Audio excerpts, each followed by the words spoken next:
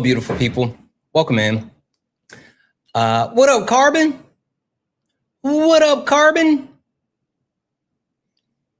Hello, beautiful people. As we get in, tap the screen, share the live. Let's get the likes up to 8,000 likes.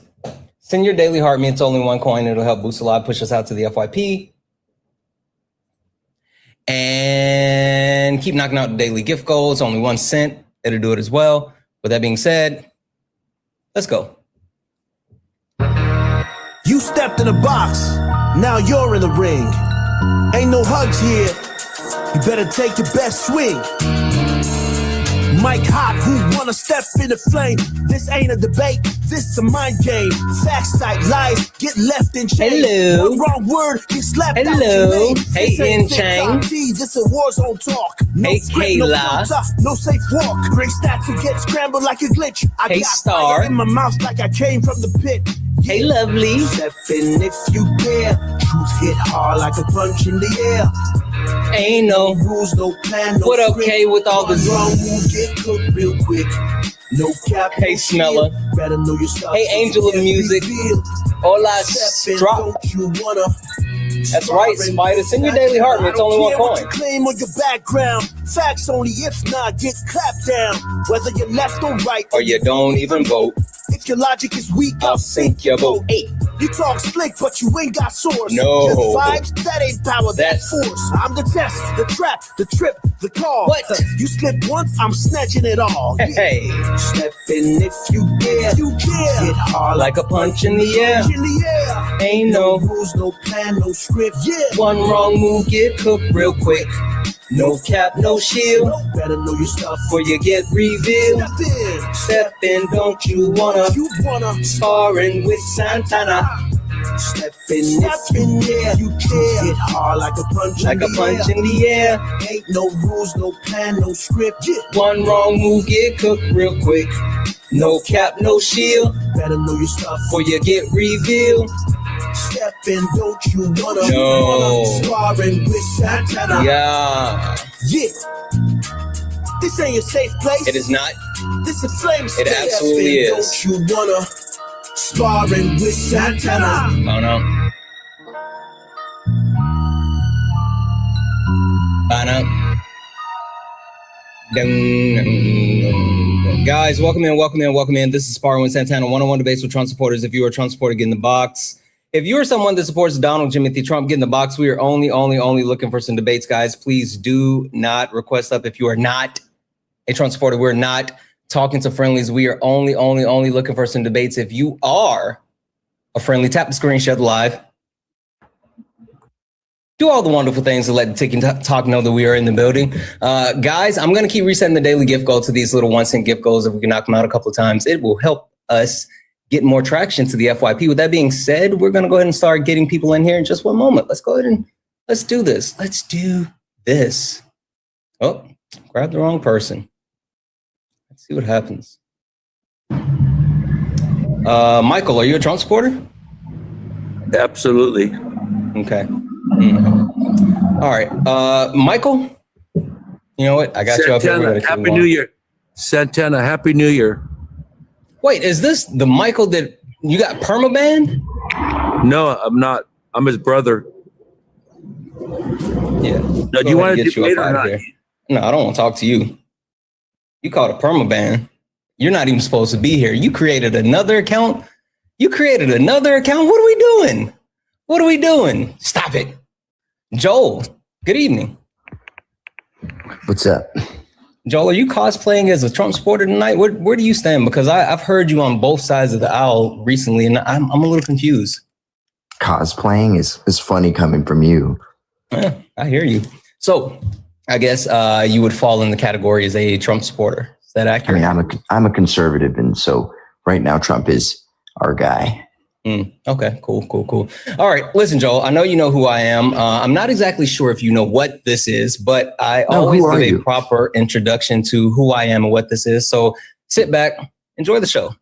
Ladies and gentlemen, welcome to the main event.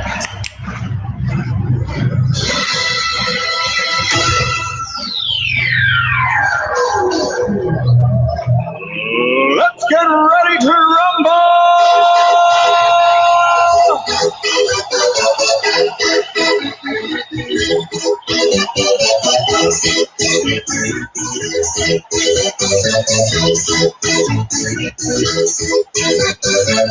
y'all ready for this? Guys, welcome in. This is Sparring with Santana, one-on-one debates with Trump supporters. If you are a Trump supporter, get in the box. If you're someone that supports Donald Jimothy Trump, get in the box. Please do not request up if you are not a Trump supporter. We're not talking to friendlies. Only request up if you're a Trump supporter. If you're friendly, do all the wonderful things. Tap the screen, share the live. Let's go ahead and get the likes up to 50,000 likes. Also, welcome in, Dean Raid. I hope you guys had a wonderful stream. We're going to go ahead and get going here. Again, please do not request up if you're not a Trump supporter. But if you're friendly and like to support the live, you can do so. Santana speaks for you. Pay links and link tree in the bio. Joel, question for you. I know you're a family man, right? You are, Joel, not getting too personal. I promise you this isn't like a whole thing, but I know you have kids or one child at least. Do you have multiple kids or just one or what are we doing? Yeah, I got a kid. Okay, all right. So you have one child, you got a wife, and the holidays are here, and I'm sure you all got to celebrate Christmas. Or I apologize. Do you celebrate Christmas? Yes. Okay, cool. So you got to celebrate Christmas. I'm sure the other holidays prior to that, and then we got New Year's coming up. Joel, the question I've been trying to get an answer from when it comes to Trump supporters is trying to understand, right? Because I think there's a little bit of an issue with Trump supporters when it comes to their family, right? I think that they have been rejected so much by their family for their views. And I think this is an opportunity to cash in on the new year, new you. So Joel, my question is your New Year's resolution to stop supporting MAGA, Donald Trump, and just all the shenanigans that they're getting into? Oh, so my family's conservative. Oh, okay. So you guys didn't talk about how bad the country's being fucked. I mean, my extended family's conservative as well. So you guys are just good with how bad the country's being fucked. Got it. Well, I mean, Joel, that's your opinion. I wouldn't say opinion. I would say that it's definitely something that can be quantified. But Joel, I guess. So do you think people that are in the top 1% of income earners think that the company's being screwed over by Trump? No. But is the top 1% of income earners, is that the majority of the country? Obviously, it's not the majority of the country. Okay. So we're talking about the country 1%. As a whole. We live in a society. We do, Joel. Right. No matter how many zeros you got in your bank account, I mean, you still need other people. But the question that I have for you is why, right? Outside of your bank account, let's do that, because I know how you like to say your money and all this. Cool. What else? I mean, like, there's no way you can actually support what he's doing to the country outside of financially for you. Yeah. There's definitely a way I could support it. Sure. Tell me how. Yeah, I support the president's sinking boats that are on their way to bring poison to people wherever those people might be. I support the president unaliving terrorists wherever they may be. I support the president installing democracy anywhere in the world that he sees fit. All of those things will occur under a Trump presidency. I support him building new, better ships to help Americans assume dominance of the seas. I agree with his position and the Supreme Court justices he put in place that overturned Roe versus Wade. I agree with lowering taxes for the top 1% of income earnings, and the top 1% of income earners is different than just billionaires. Top 1% of income earners is any individual who earns over $165,000 a year. You sure? I could have sworn it was like 400,000, but yeah, I mean, I know it's not just millionaires and billionaires. A lot of people keep in mind that's have a misconception of that. Yeah, income earners and wealthy people. Yeah. No, I know. All right, so you said a lot, and I'm like super interested on a couple of different things because, again, I said I don't really want to talk about the bank account. I kind of feel like I know where you're going with that one, Joel. But you said two things that are super interesting to me, and I will let you make the decision. Do we want to talk about like the wars, the sinking of the boats or whatever? But you also perked up my ears when you talked about, overturning Roe. And there's like this one thing that I've been trying to get off the ground, and it sounds really good, but for some reason conservatives don't want to get behind it. So we can talk about either one of those, abortion, or we can talk about, Venezuela. We can start with abortion. Yeah. Oh, good one. All right, Joel. So something that you might not know about me. I'm actually a dad as well, right? So I know the joys of having children, right? I completely get that. I also understand the position of like wanting to increase our population or whatnot. So Joel, just to make sure I have a good understanding and a good like bearings of like why you hold your position, is your position as far as abortion rooted in your religion, in like societal constitution? Like, where's your moral compass sit? Yeah, I just think that the murder of children for convenience is a terrible practice, and that we should end it immediately. Okay. So just to make sure I have this right, abortion for you is murder. I mean, abortion is murder. Okay, perfect. So killing an innocent, defenseless individual is murder. Okay, so abortion is murder. And I'm assuming that if there were like a nationwide abortion ban, that's something that we could sign Joel Patrick up for. Is that accurate? I would make an exception for, let's use some TikTok friendly language here. Incest and grape? Yes. Okay, so only incest and grape, those are your only exceptions? And life of the mother. Incest, grape, life of the mother. Okay. All right. So the standard exceptions. Got it. So let's say in a legal sense, right? Not holding someone over a barrel, but just in every aspect of every legal sense, if there was a legal way that was not, threatening someone's life, that we can institute a way that there was a nationwide abortion ban, of course, with any type of exceptions, you would get behind it. Absolutely. Okay, cool. And so overall, you think the ends justify the means? No. You don't. So you don't think, the restriction, the abortion, minus the exceptions, those actual restrictions justify not murdering babies, or I'm a little confused? No. So like ends justify the means that you're finding something evil that you're willing to tolerate because the ending is good. Okay, so like you don't. The ends justify the means would be like I'm for going to war in Ukraine to kill Russians or something. Like that would be a ends justify the means. To say that you're just objectively against, the killing of babies is just a stance. It's not an ends justify the means. Just to try to keep it a little more. Right. My bad. Right. No, but what I'm saying, because I think like, certain people stance on it. That's like morality. Morality can be subjective. I don't know if I want to sit here and say like, oh, it's good or evil or whatever. But I guess to make it simple, you think the measures that need to be taken, as long as they're not something that's, basically threatening someone's lives, in order to ensure that babies aren't being unalive, you're good with it. Wait, you said morality is subjective? Yeah, your morality is not my morality. My morality is not your morality.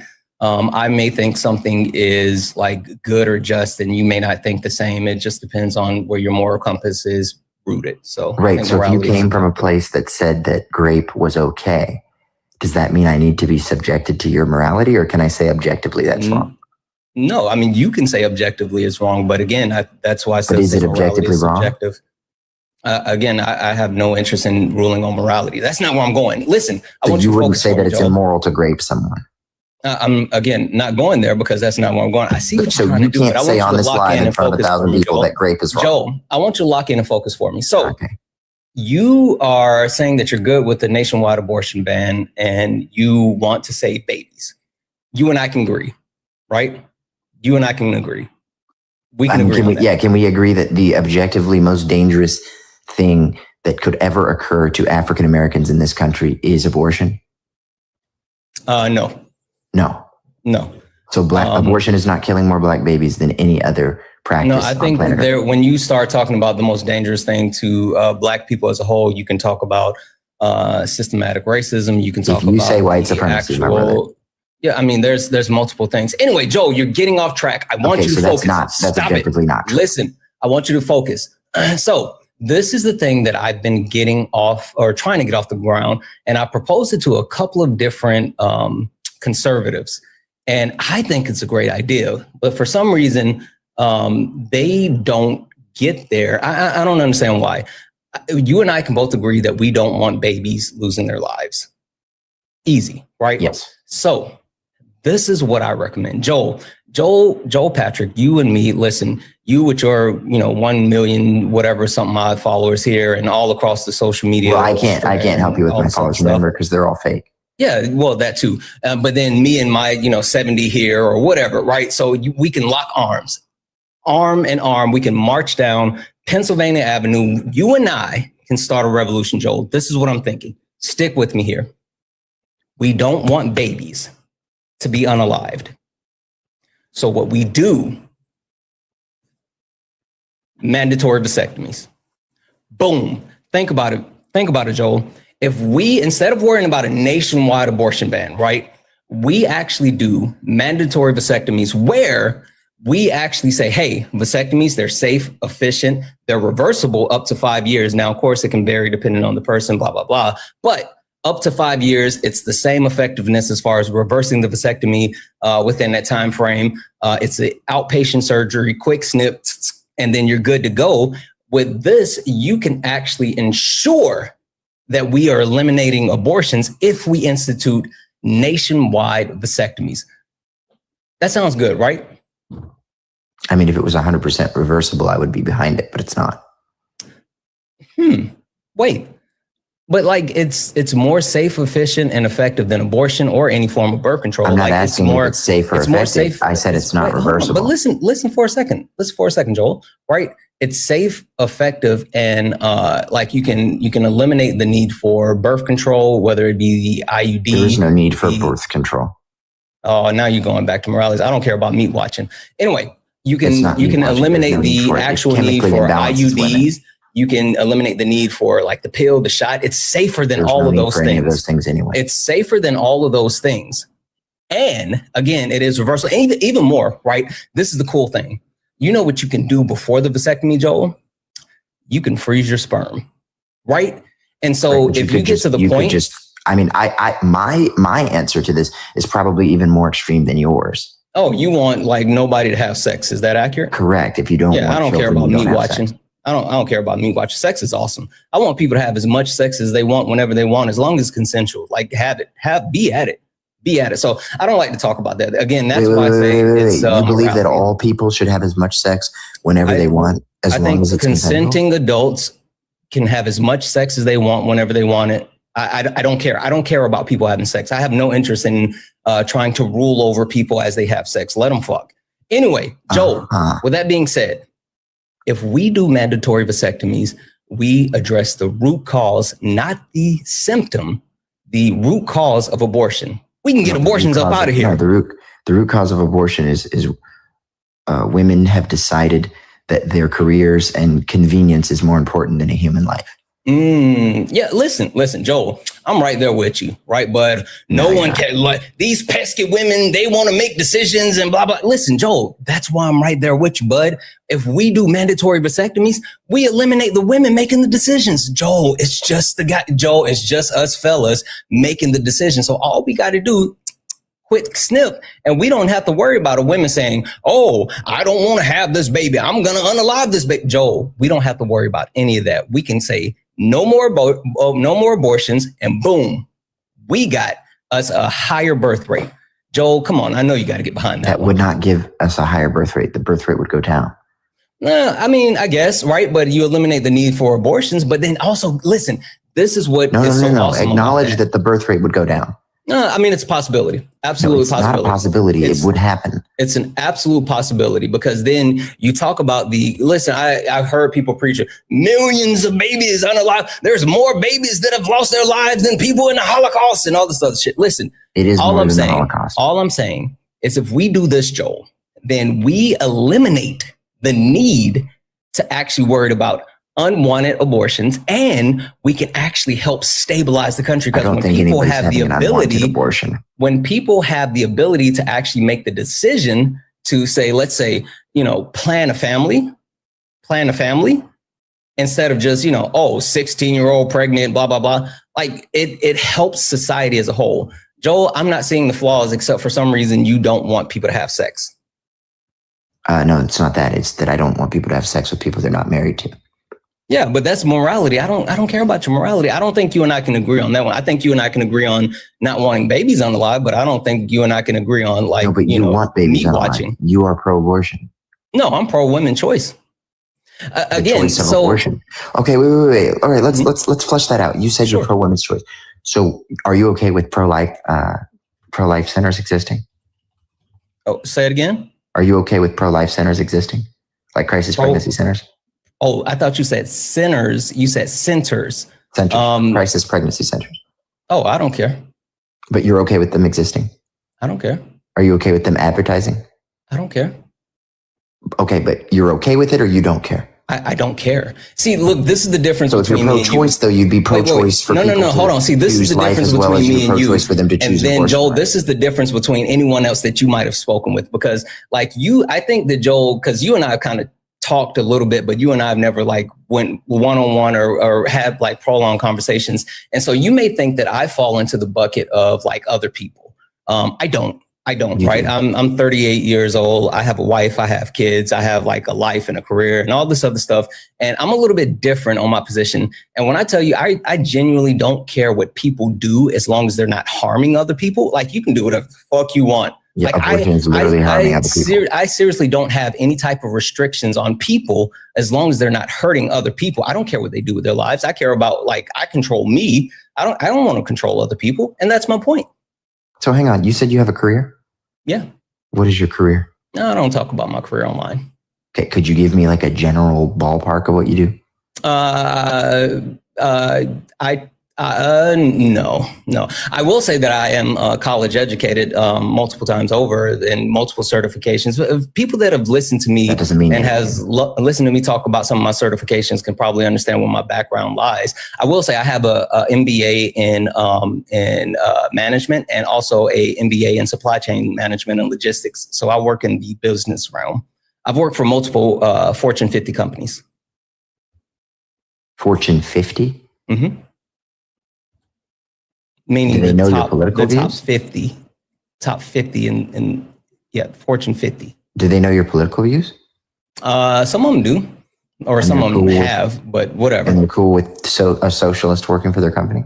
Yes. That's crazy. Yeah. Wow. Anywho, listen, you're getting off track. Back to mandatory vasectomies. What's your stance? Because again, I haven't heard you shut it down for a good reason outside of for some reason you think that people should be like meat watching. I don't think we can agree on people to be celibate. You're mandating something that will apply to all men. It's literal meat watching. I don't know what you're. Yeah, well, see, but this is the contradiction, right? This is the problem. This is where the contradiction lies, Joel. The contradiction lies, and you were just on board with like a nationwide abortion ban, right? Like you said you were good with the nationwide abortion ban, except exceptions. You were good with the exceptions. I'm saying that if we implement a nationwide vasectomy, right, a mandatory vasectomy, then we don't have to worry about those abortions. Hell, we don't even have to consider those actual exceptions. Now, of course, there would be some certain cases, blah, blah, blah. I'm not talking about every single person, but I am talking about the majority of people. Like if we do these things together, me and you, Joel, me, Santana and Joel Patrick, arm to arm, the left and the right coming together on this one issue, Joel, we could get this passed. We could do this together, bud. Yeah, so I think what you're trying to get me to get at is that I don't want legislation on men's bodies. And then you're going to make the argument that we're currently legislating women's bodies. Is that correct? No, I'm just saying, like, I think that if you hold the position that you don't want to legislate the man body, then you should also hold the position that you don't want to legislate the woman body. I don't want to legislate the woman's body. But here's the crazy thing. This is going to come as a shock to you, right? Mm-hmm. So it turns out the way that a woman can determine whether or not she's pregnant with a girl or with a boy is because when she goes in to take a pregnancy test, if they detect male DNA, they determine she's having a boy. Do you know why? Because the male DNA is different than the female DNA. Okay. So it shows that there is a separate body, a separate being within her body. So I am all for a woman having bodily autonomy. The difference is I am not for unaliving someone else's body that is currently dependent on the woman's body. You keep going to the next step, Joel. No, I'm not disagreeing. That is completely different. Joel, you and I aren't disagreeing. Joel, you and I are on the same side on this one, Joel. That is completely different. Joel, than directly you and I are on the same side. Body we both want the same end result, which is not unaliving babies. No, we don't. Wait, so you don't want not unaliving babies? So let me ask you this. Let me ask you this. Do you think it's okay hold on. that children I just are need hungry? to make sure. Joel, are we not on the same page? I could have sworn we both agreed that we don't want babies unalive. Do you want babies unalive? You want babies unalived. No, I just said I don't want babies unalive. And you're okay with racists doing it as well, which is great. Again, I see you trying to pivot, but I would really like you to focus on this because, again, for some reason, every time I talk to conservatives about this, they have such a hard time. And I thought you were different, Joel. I thought you were special. I thought you were someone that could actually understand where I was coming from. Joel, just to verify, do you want babies unalive? Yes or no? I've already been very clear on my position. So you don't? I've been very clear on my position. So that's a no. If there's a question in your mind about where I stand on this position, it came from you. It didn't come from me. I've been very clear on my position. Anyway, listen, Joel, cool. So with that being said, I mean, I hear you on like the woman, the birth control, I'm not birth control, but pregnancy tests, DNA, Listen, that's all a symptom. That's all a symptom, Joel. It's all a symptom. If we address the root cause, then we don't have to worry about the symptoms. I'm giving you the ability to address the actual root cause, the cause of abortion, Joel. Like I outside of, what you would like to say, oh, people need to keep it in the pants. I don't care about that. But Joel, I think this is a winner. Why? Okay, why should I care about other people having sex? Just keeping it in. Okay, so you're telling me somebody couldn't just get their vasectomy reversed and go get somebody pregnant? What would stop them? They could, but that's a conscious decision. That is absolutely a conscious decision versus actually making sure that we. Is not a conscious decision. Do you have sex? Having sex is absolutely a conscious decision. Let me throw this one at you, Joel. And I know you know the answer to this one. I kind of feel bad. Listen, I'm going to tell you this. I'm not insulting your intelligence because I know you're a smart guy. So I know you know the answer to this, but I'm going to do it anyway. Just roll with me just for, exercises or whatever. Anyway, how often, and like typically in a 30-day span, can a woman get pregnant?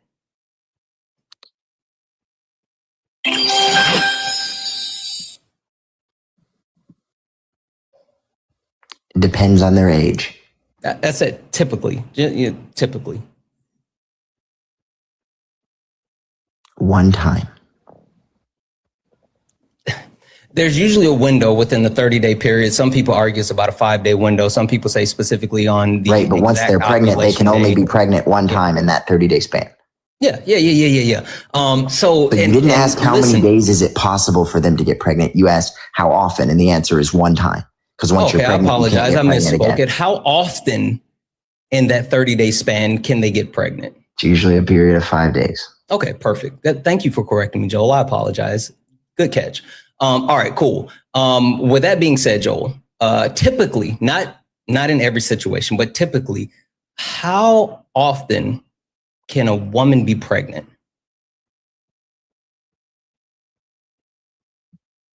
I mean, in theory, you could be pregnant every 10 months, but that would be really unhealthy. So it's more like 11 months, but yeah. No, you could get pregnant so within 30 days of you having a baby, if you are not breastfeeding, well, I mean, you could still get pregnant while breastfeeding, but it's very rare to get pregnant while breastfeeding. You could, in theory, get pregnant again. Yeah. You know that one lady that was really famous for having way too many kids? Yeah. Shoot, I'm going to think of her name in a second. Hang on. Octomom? No, worse than that. Duggar. What was her first name?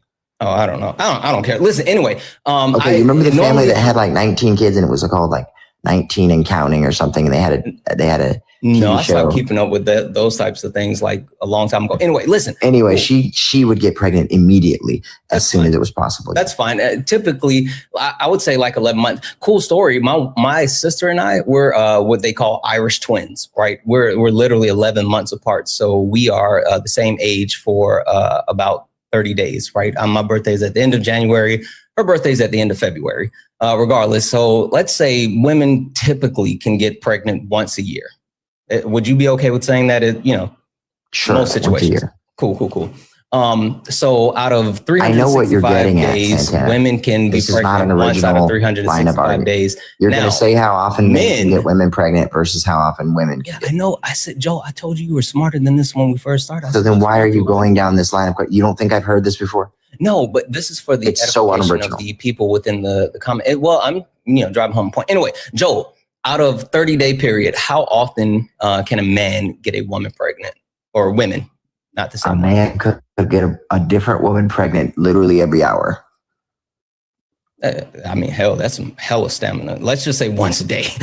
So let's say 30 days. No, he could get a different woman pregnant every hour. Yeah. No. I know. Let's, again, for the purpose of the example, typical, once a day. Well, I mean, typical men are, well, I guess typical, I don't know what kind of men you hang around, but a good man would not be getting women pregnant he's not married to. Yeah, Nick Cannon got a lot of babies. Anyway, the point that I'm making is out of a 30-day period, men can typically get women pregnant 30 times, which out of a 365-day period, that's 365 days, right? So we're talking about the possibility of creating one baby within a year versus 365 babies within a year. So again, it goes back to the actual women that would want to mate with a single man. That's fine. That's unlikely. Anyway, the point that I'm trying to drive home is if we address the root cause of the issue, which is the men, then we can actually control those unwanted abortions. That's the way to go about it, Joel. That's the way to do it. You could also just abstain. I don't care about being celibate, Joel. Like you're not going to get a debate out of me. The most successful way to not get somebody pregnant is celibacy. Yeah, and the most successful way to never get in a car crash is don't ever get in a car. Like I don't care about that. Like I'm dealing with reality. And I'm never going to sit here and say, oh, people, keep it in your pants. Again, give me a second. Joel. Let me talk to my chat real quick. Hey, chat. First and foremost, welcome. Thank you for being here. Almost 2,000 people combined between TikTok, YouTube, and Twitch. W's in the chat for you. But guys, have as much sex as you want when you can, as long as it's consensual, and try to be safe, right? You don't want to come home with some gremlins, whether it be like the little pinchy kinds or the little suck you dry with your money kind. Regardless, have some sex. Let me say a couple of quick thank yous. W's in the chat for Jared, who sent a $2 donation saying, you've triggered a little research bug in me, and I haven't felt since grad school, grabbing everything I can on medical racism, didn't know much beyond infant mortality and a lack of care. Must dig deeper until I know as much as possible. Listen, medical racism is a hell of a thing. Like, it's a lot to it. But W's in the chat for you. W's in the chat for Robin for the $10 donation saying, thank you for everything you do. Robin, thank you so much. You're fucking awesome. So kind. Thank you. W's in the chat for Haley for the $10 donation saying, it sounds like Joel can't get laid. Classic misogynist rhetoric. Tell him I said F you, please. LOL. Red heart. Haley, thank you so much for the $10 donation. I think you might have heard me. Debbie's in the chat for Megan for the $1 donation. I don't know who he is, but this guy gives me the creeps. Thank you for getting us angry, as I always do when people try to control women's body. Thank you for being blunt about it. Appreciate you. I appreciate you, Megan. Debbie's in the chat for Jody for the $5 donation saying Exodus 21:12 through 23 gives no value to unborn children. Exactly. Yeah, we know it's a property crime. W's in the chat for Jessica for the $10 donation saying mandatory child support at conception. That would be a bitch. Listen, if you force people into mandatory child support at conception, whew. W's in the chat as well for Kelton, who sent a $10 donation saying, Joel Patrick, regardless of how rich your daddy is, I hope you're in Neverland. I'm not gonna say the rest of that one. I can't. Kelton, W's in the chat for you. Thank you for the $5, but I can't say the rest of that. W's in the chat for Snapper, who's in the $5 super chat to say, Purple Heart vets for Trump are oath breakers. Full stop. Keep doing this. Absolutely. Thank you so much, W's in the chat for Rad. What up, Rad Storm, who sent a $5 super chat to say, birth control is used for more than sex. I started on 16 to become regular, not sex. I heavily bleed and pass out from anemia. Don't control my body. Exactly. I completely agree. Like, we know how that goes. W's in the chat for MJ Dean, who sent the $4.99 super chat to say, the family with 19 children, I believe he was referring to, he diddled his children. Holy shit. Just saying. W's in the chat for DH Manzocon for the $5 super chat. Just sent the love. I appreciate you. And W's in the chat for Marie for the $1.11 donation. Say, does Joel assume all married people want babies? Because not all married people want babies. I know, Marie. You and I know. We know these things. Guys, if anyone else likes to support the live, you can do so. Cash App, PayPal, Venmo. Pay links in the link tree in the bio. Santana speaks for you. Best way to support the live. Everything's accepted. Anything's appreciated. If you're over on the YouTube, you can send a super chat. I will read that out. Also, guys, keep tapping the screen. Let's go ahead and get the likes up to 200,000 likes. Last but not least, this is the main account. Look up at the top. If you see the word follow, that means you're not following me. Hit that follow button. Hit the follow button. Follow the main account. Follow the backup account. Turn on your notifications so you know when we are live, because we go live on both accounts. Joel, I want to give you a pro tip, and we'll get back to the conversation in just a moment, because I've seen you put up the picture of you and your lovely wife multiple times before. And I don't talk about people family, because again, Joel, the thing you'll learn about me is I don't care about like people personal lives a lot. I wasn't putting it up for you. Somebody made some comment about I can't get laid. I just No. I know, and I figured that's where you were going with it. Listen, Pro tip: the last person that for some reason made a decision that he needed to like always put his profile picture up and the picture of his partner up to just somehow like flex or whatever. I don't know. It was really cringy. He used to always say something about drinking water and being nice or some shit. I don't know. All I'm saying is that the fall off was real. I don't want you to fall into that pitfall. Maybe just like, you might want to stay away from that one. I mean, I don't care. Got it. They were wrong. I proved they were wrong. Your mods cried about it. It is what it is. Oh, okay, cool. Anyway, you were just agreeing that we should absolutely do mandatory vasectomies. I never agreed on that. I just agreed that it wouldn't solve the problem that you think it would. Yeah, because you want people to be pure. You want people to abstain. You want people to be virgins. Well, I mean, yes. Yeah, I guess so. That's actually better, because it allows for people to have freedom without making permanent choices that will ruin their ability to have connections properly in the future. Joe, were you a virgin before you got married? No, I was not. Sex for me, no sex for thee. Got it. No, I was raped, but I'm glad you asked. Yeah, thank you for that. Sorry to hear that. Yeah. Did you have consensual sex before you were married? No. What does rape, bro? This is amazing coming from a liberal. I said, did you have consensual so much about other sex people before you got? Listen, I don't give a shit about your shock and awe. At first you said yes, and you left it at that. So what was I supposed to assume that you? Was I supposed to automatically assume that you were a great victim? I'm sorry that you are, but why would I automatically assume that? How do you assume rape is consensual? And your mind said, did you have consensual sex before you were married? That was my question. Yeah, that's not consensual by definition. I said, did you have consensual sex before you were married? Yes or no? No. Okay, so you didn't have consensual sex before you were married, and so you think just because you abstained from consensual sex before you were married, everyone else should? Yes. Why? Why should your morality be everyone else's logically consistent? How? Oh, I mean, it's not my morality. It's morality that's thousands of years older than me. And I believe that it was an effective way to bring order. And I believe that the laws and rules, you enjoy some of the laws and rules created by a Christocentric culture even today. Okay, that's cool. Listen, I think that you may be a little, I don't know what the meat watching was like, in BC or whatever. I love having debates on almost anything, but I'm not going to sit up here with your chat saying I'm making up being raped. That's crazy even for you. That's a new low even for you. I'm going to mute you because one, that wasn't me. That was chat. I'm sitting here talking about how you like meat watching. So that's where we're going. Chat, grape isn't funny. We don't do that. We don't care if it's Joel or anybody else. No matter how much we don't like Joel, we don't do that. That's crossing the line. So if that is happening in the chat, stop it. Mods, you guys know what to do. Feel better, Joel? You're muted. Better? I mean, It's whatever. Okay. I apologize on behalf of my chat. That's not something we do here. Grape isn't funny. We're good? I mean, you didn't do it, so I'm not. That's fine. I'm still responsible for my chat. I'm responsible for my chat. Anyway, like, hey, Joe, you ever seen those pictures on like the ancient vases, whatever? And it's like pictures of people like giving BJs and doing it doggy. No.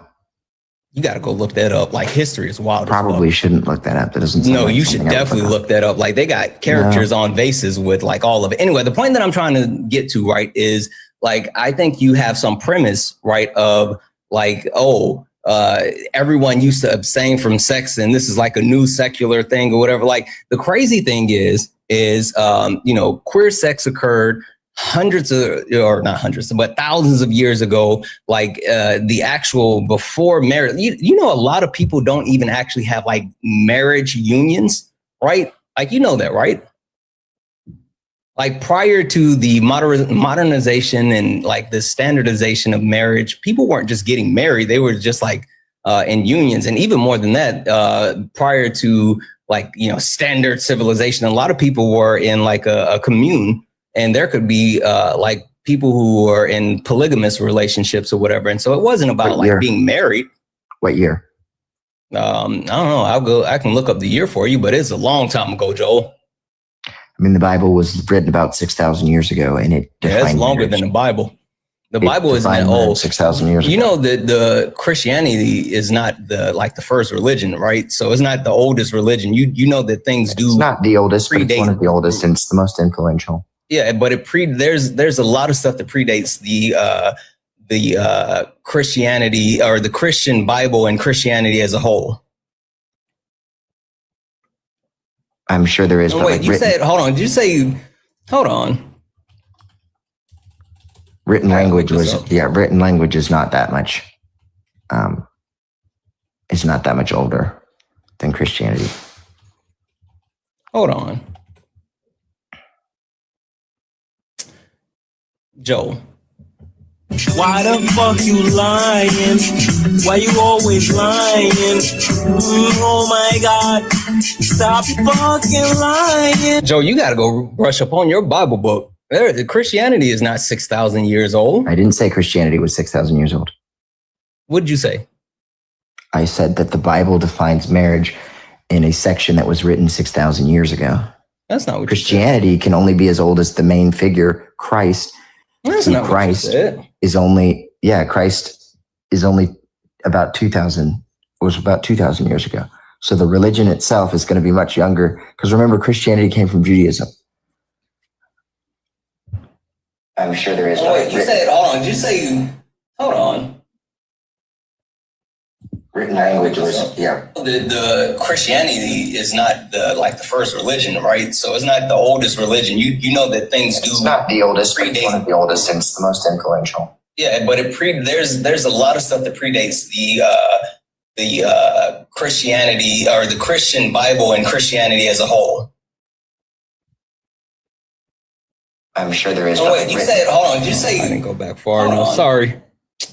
I didn't go back far enough. Written language written language. That doesn't. No, you should definitely look that up. Like, they got characters on vases with like all of it. Anyway, the point that I'm trying to get to, right, is like, I think you have some premise, right, of like, everyone used to abstain from sex and this is like a new secular thing or whatever. Like, the crazy thing is queer sex occurred thousands of years ago. Like, the actual before marriage, a lot of people don't even actually have like marriage unions, right? Like, that, right? Like, prior to the modernization and like the standardization of marriage, people weren't just getting married. They were just like in unions. And even more than that, prior to like, standard civilization, a lot of people were in like a commune, and there could be like people who are in polygamous relationships or whatever. And so it wasn't about like being married. What year? I don't know. I can look up the year for you, but it's a long time ago, Joel. And the Bible was written about 6,000 years ago, and it's longer than the Bible. You said the Bible was written 6,000 years ago. I said in the Bible it was written about 6,000 years ago. You said the Bible was written 6,000. Don't worry, I can replay it. I said in the Bible written about 6,000 years ago. That's referring to in like Genesis. a commune, and there could be like people who are in polygamous relationships or whatever. And so it wasn't about like being married. What year? I don't know. I can look up the year for you, but it's a long time ago, Joel. And the Bible was written about 6,000 years ago, and it's longer than the Bible. The Bible was written about 6,000 years ago. That's what you said, Joel. I mean, we can get into semantics about the Old and New Testament and all that if you would like. I don't really care. I'm just trying to sit here and say that. You claimed I said, no, because that wasn't your original claim. You're moving the goalpost. You claimed I said Christianity was 6,000 years old. I did not say that. Yeah, no, you said the Bible was written 6,000 years ago. Whatever. The Bible wasn't written 6,000 years ago. But my point was Christianity wasn't around 6,000 years ago. That was the point that I was trying to get to. That's literally what I was trying to get to. Anywho, Joel, yeah, I think that sitting here talking about Christianity was 6,000 years ago. You said the Bible was written 6,000 years ago. But I did not say Christianity starts with the actual Messiah, right? No. So did they write the Bible before Jesus? There's a good portion of the Bible was written before Jesus. A good portion of the Bible was prophecy, prophesying that Jesus. They prophesized Jeebus. What? They prophesied Jeebus? Praise Jeebus. What are you doing? I'm just talking about the Bible book. The Bible book and You know the word Bible means book, right? Yeah, the Bible book. No. That's just saying book. Yeah, it's the Bible book. No, it's just the Bible. No, it's the Bible book, and we're talking about Jeebus. Keep up. What are we doing? Okay. I hope you mock Islam with that same energy. I don't give a shit. I don't give a shit about any organized religion. Yeah, like, but you won't mock again, Islam. Joel. Again, Joel, you have the wrong person. I promise you. Actually, I got $100. I promise you won't make fun of Islam. I promise you, you have the wrong person, Joel. Then do it. You don't make fun of it right now. Make fun of Muhammad and the age of his wife. I am like every other person that you talk to, and the difference is that I am not. I don't give a shit about organized religion. I don't. And the reason why I love mocking Christianity is because I grew up, as a Christian, right? Southern Baptist. Most of my adult life, non-denominational Church of Christ. Like I know the Bible book. I like fairy tales. Those three things are all separate. That's how I know you're lying. If you grew up non-denominational and Southern Baptist, no. I said I grew up non. You are an absolute moron who doesn't know anything about your own religion. Bub, you're not listening. You apparently used to follow. Joe, I said I grew up Southern Baptist, and then most of my adult life I was non-denominational, going to the Church of Christ. So non-denominational Church of Christ is a denomination. Yes. You're an idiot. No. The Church of Christ is a non-denomination. You said that you were non-denominational. Holy fuck, bud. Okay, listen. I went to the Church of Christ, and we did not actually section ourselves off as a denomination. We were not Baptist. We were not Catholic. We were not Protestants. We were just members of the Church of Christ, the entire whole body of Jeebus. I don't really give a shit about any of that. The point that I'm trying to make is like, no one cares about organized religion. Like I don't give a shit about organized religion. Because people like you that feign Christianity, people like you that actually use your religion, you guys use it as a sword instead of a shield. What it's supposed to be like. The premise of most religions is basically like, do good things and be a good person, right? Do bad things and bad things happen. My name is Earl. That is not anyway, the point is that you're supposed to be a good person and do good things. I'm a better person than you will ever be, Santana. I hear you. You can try to talk yourself into no, that. It's not trying. The point that I'm sitting here making is that people that love to use their religion as a sword often tend to be the worst among us. Okay. I'm not a great person, but like I'm not out here using my religion as a sword. You're not even a good person. You don't know me, Joel? Yes, I do. Sure you do. How do you know me, Joel? I see what you do online. Okay. Joel, just because you think you see You also aren't proud of what you say, or you wouldn't be afraid to say about what you do for work on the internet. No, I don't talk about what I do on work on the internet because I don't want to talk about what I do on the internet for work. No, because you're afraid. You're afraid your employer will see what you do on the internet. No, I don't care. Sure you don't. No, I take precautions and ensure to make sure that I separate myself as far as, social media and my personal life. And what I do personally is, my personal life. Anyway, Joel, back to what I was saying, like people like you that use religion like me as a sword. Oh, I know plenty of people like you. No, Listen, I don't know as many people that can tap dance like you, but I know many of people like you. It's funny that I grew up in South Carolina. I grew up around so many conservatives / Republicans. I know how the game is. Like I'm not new to this. I'm true to this, Joel. Like, what are we talking about, bud? You're the one that tap dances for one. I don't tap dance. Actually, I'm surprised that I thought I turned my gifts off. I don't typically ask or thought you turn your gifts off. Oh, I don't care about that. Debbie's in the chat for Haley. Haley sent a $10 donation saying, so entitled to his trauma, he started to use it as his personality. Excuse me. He knows that he owns the struggle, doesn't acknowledge what some women go through on a daily basis. Same person that said he couldn't get laid. Haley saying they're the same person that said you couldn't get laid. But yeah, Haley saying that you're trying to trauma dump and you think that your trauma should be put on people. I spoke about it for 2 seconds. Debbie's in the chat for Jared for the $2 donation saying Christianity wasn't even an official religion until the 4th century AD. Christ didn't teach Christianity. He taught the Torah. Exactly. Debbie's in the chat for Brenda for the $5 donation saying it seems Joel is trying to have a penis measuring contest while exuding micro penis energy. Praise Jeebus and Santana. Happy New Year. Happy New Year, Brenda. I appreciate you so much. Debbie's in the chat for you. And Debbie's in the chat for Brandy, who sent the $1 donation saying W for the name Brandy. Brandy got the My Name is Earl reference. I didn't think anybody was going to get it. Debbie's in the chat. Debbie's in the chat for Brandy. Debbie's in the chat for Jen for the $5 Aussie to say Joel is obsessed with other people live because they're more interesting than his own. I can believe that. And Debbie's in the chat for 1234 for the $5 super chat to say, why does this guy sound like Henry from Stranger Things? I don't know. I haven't seen Stranger Things, so I don't know. Debbie's in the chat for Jared, who sent a $1 donation saying, you were a member of the International Church of Christ? If so, I got all of that. I got out of that cult as well. No, it wasn't the International Church of Christ, but I know there was a connection with it as well. It was kind of separate. It was a whole, listen, and there's a whole difference when you talk about like church in the South when it comes to black people and white people. I'll tell you about it at some other time, Jared. Anyway, if anyone else would like to support the live, you can do so. Cash App, PayPal, Venmo, pay links in the link tree in the bio. Santana speaks for you. Best way to support the live. Everything's accepted and things appreciated. If you're over on YouTube, you can send a super chat. I will read that out.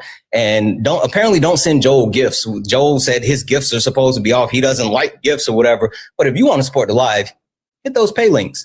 Anyway, Joel. So the point that I've been trying to make overall is no one cares. No. I was actually talking and you interrupted me to read off all the gifts you were getting because I guess that's something you guys do. What do you mean? I literally made a statement. Interrupted you to read off. I literally made a statement and you started reading off the gifts you were getting and super chats or some nonsense. No one interrupted. Yes, you did. Joel, that's not something I would do. I don't interrupt people to read off donations. I never interrupt people to read off donations. Yes. Now, if people do send donations, Santana speaks for you to the pay links, I do read those off, but I don't interrupt people to read those off. Anyway, you said that I was a skilled tap dancer. Oh yeah. What was that reference to? How you sit here and talk down on black people and use your actual blackness to make white people feel better about being racist. Okay, so if black people are doing something degenerate and I call out that degeneracy, that's tap dancing to you. No, I think calling out degeneracy overall is a good thing. I think specifically highlighting the quote unquote degeneracy of a specific race in order to vilify said race is tap dancing, especially when you belong to that race. You're a black man, Joel, black man. Yes, okay. You're a black man. So do you think maybe it could possibly be an occurrence that I could be sick and tired of being followed in stores, not because people are racist, but because people who look like me go into those stores and steal? White people steal more. There are more of them. They should be stealing more. Listen to you looking for coverage. Joel, just because you're black does not mean that you should experience racism, Joel. I don't give a fuck how much people do or don't like you. Personally, I don't have a preference on you or not. I experience more from you than I have ever experienced from white people. You experience more what?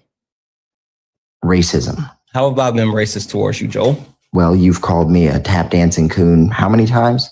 I've never called you a coon. I don't call people coons. I just said tap dancer. Okay, so you know what tap dancer is short for?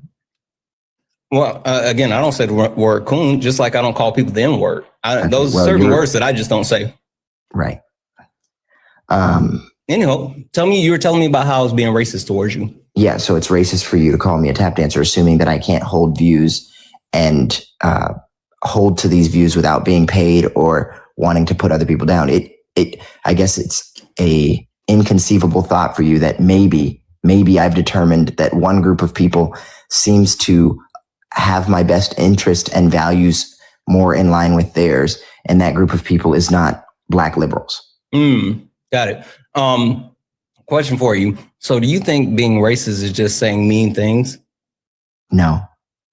So what's racism then? Because it sounds like you're saying that I was racist towards you because I said something mean. I thought I was just being mean to be mean. I didn't realize I was being racist. Help me square that circle. Yeah, so you were using racially charged language to be derogatory. That to me is racism. How was it racially charged? Wait, so calling someone a tap dancer is derogatory? So calling me a tap dancer, if I was white per se, wouldn't really mean a whole lot. But calling me a tap dancer as a Black person is, to me, the equivalent of calling me any other racial slur. You're intending an insult to be racial in nature. That makes it a racial slur. You said racial so by slurs. definition, that's racist. I don't think you know what. Well, that's not the definition of racism. Joel, I don't normally tell Black people this, but I don't think you're qualified to actually talk about race nor racism, because either you're willfully ignorant. There's no qualifications necessary to talk about race or racism. Well, I mean, the qualification for me is just having a basic level of knowledge when it comes to it. I don't think that you either you're willfully ignorant or you're just ignorant. Either way, I don't think that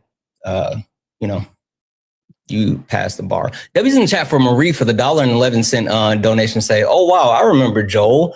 Big Hall Monitor Energy, Little P Energy. Oh, and Joel, what about these married people that don't want babies? They're roommates. I don't. That was a question mark. W's in the chat for Marie. Thank you so much. W's in the chat for Jay. What up, Jay? You know you my biggest out. Jay said, wow, how disingenuous this clown shoe is. Yeah. W's in the chat for Jay. You're my biggest out. If anyone else likes Sport Live, Santana speaks for you. Anyway, like I was saying, Joel, you're trying to tell me about me being racist, but yet you boiled it down to me saying something mean to you about you being a tap dancer.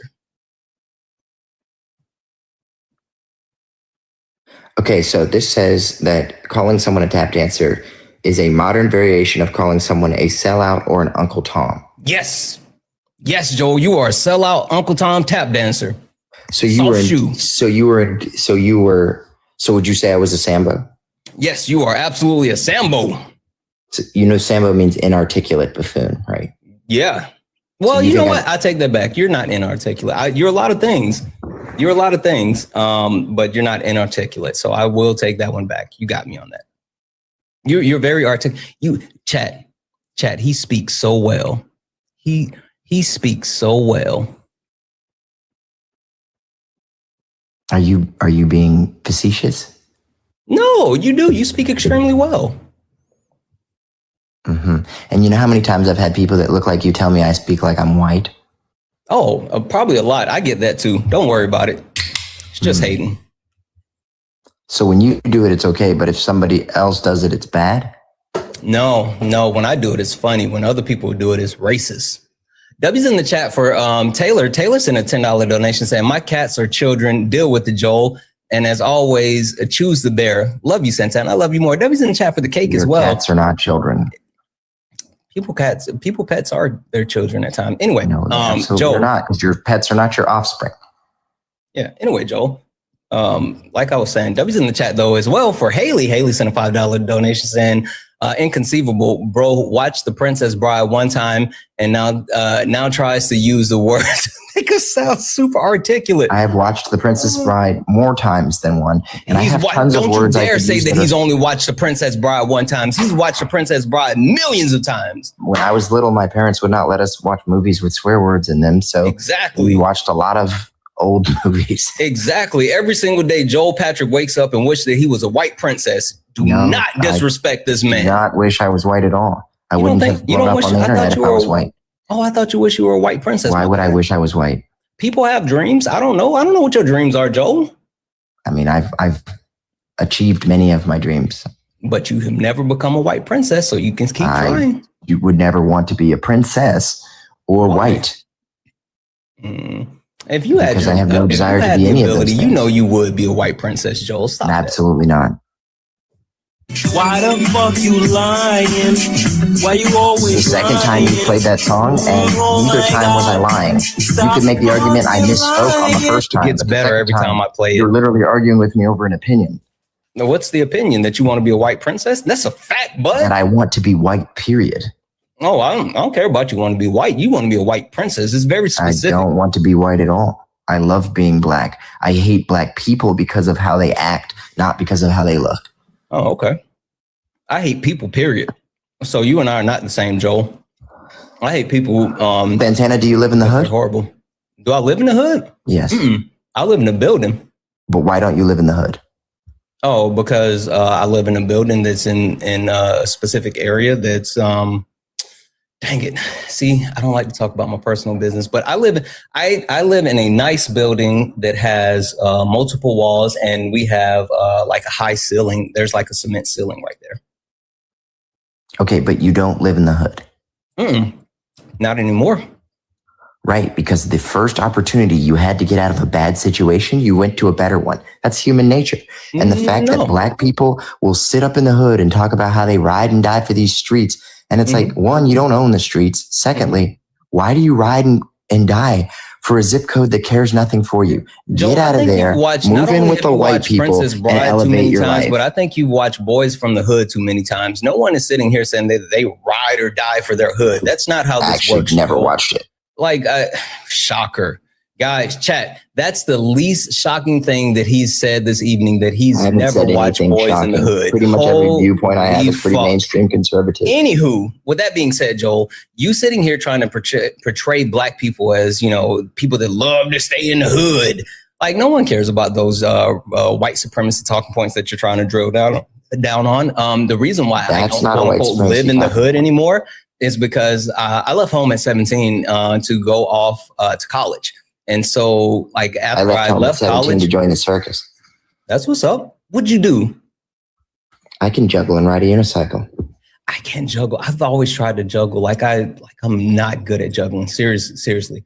Like, I can kind of do it a little bit, but not like how I want to. Anyway, you should practice with beanbags. Practice making an X in the air with the beanbags, and then add the third one in, and you'll be able to juggle in like 10 minutes. Really? Wait, so I can, like, I can do it like in a circle. I can't. Right, but people are thinking that the idea is to move 3 objects in a circle. That's not what you do. You throw an object up and then let it drop down to your opposite hand, and then up and drop down to your opposite hand. So you're focusing on 2, not 3, even though they're focusing on 2, and then you're focusing on keeping just 1 in the air at a time instead of 3. Perfect sense. And then you make an X in the air with. As far as like, they won't roll away from you. Yeah.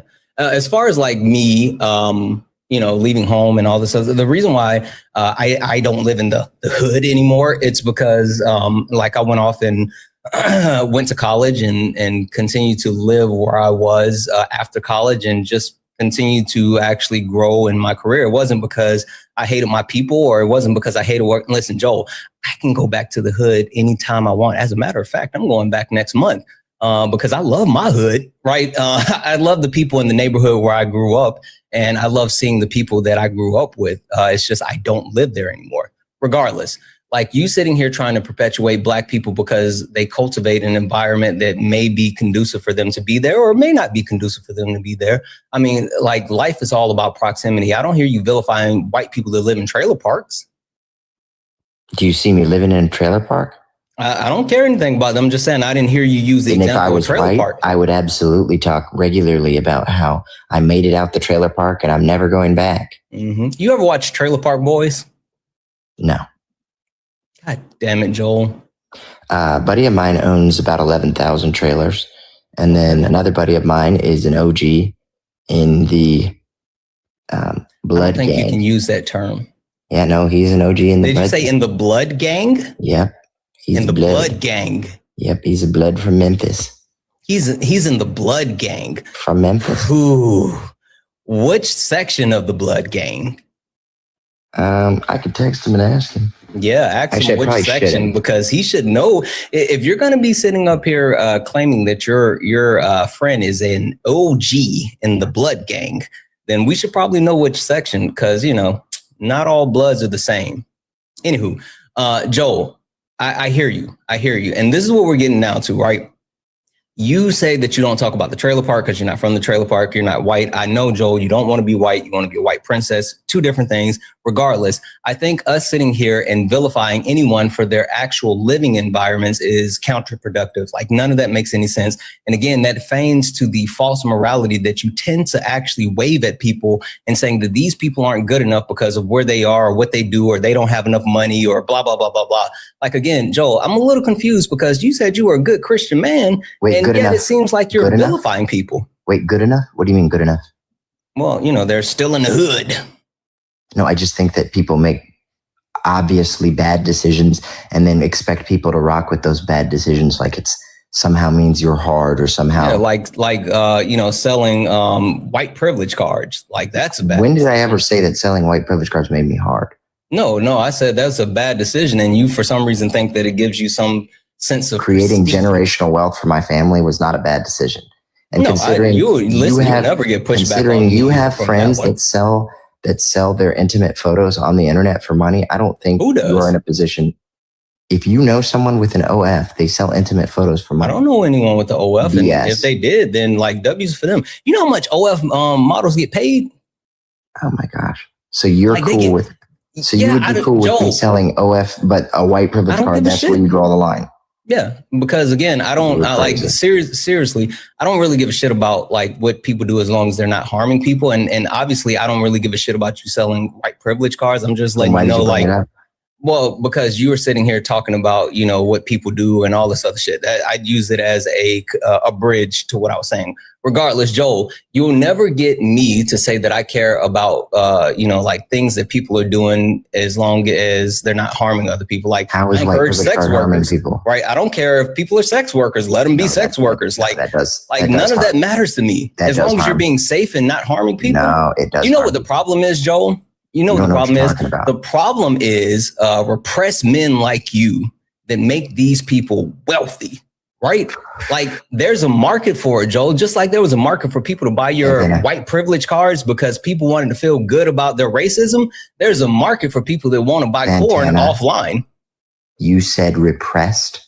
Yeah, repressed. What do you mean by that? Like, you guys need to let one off.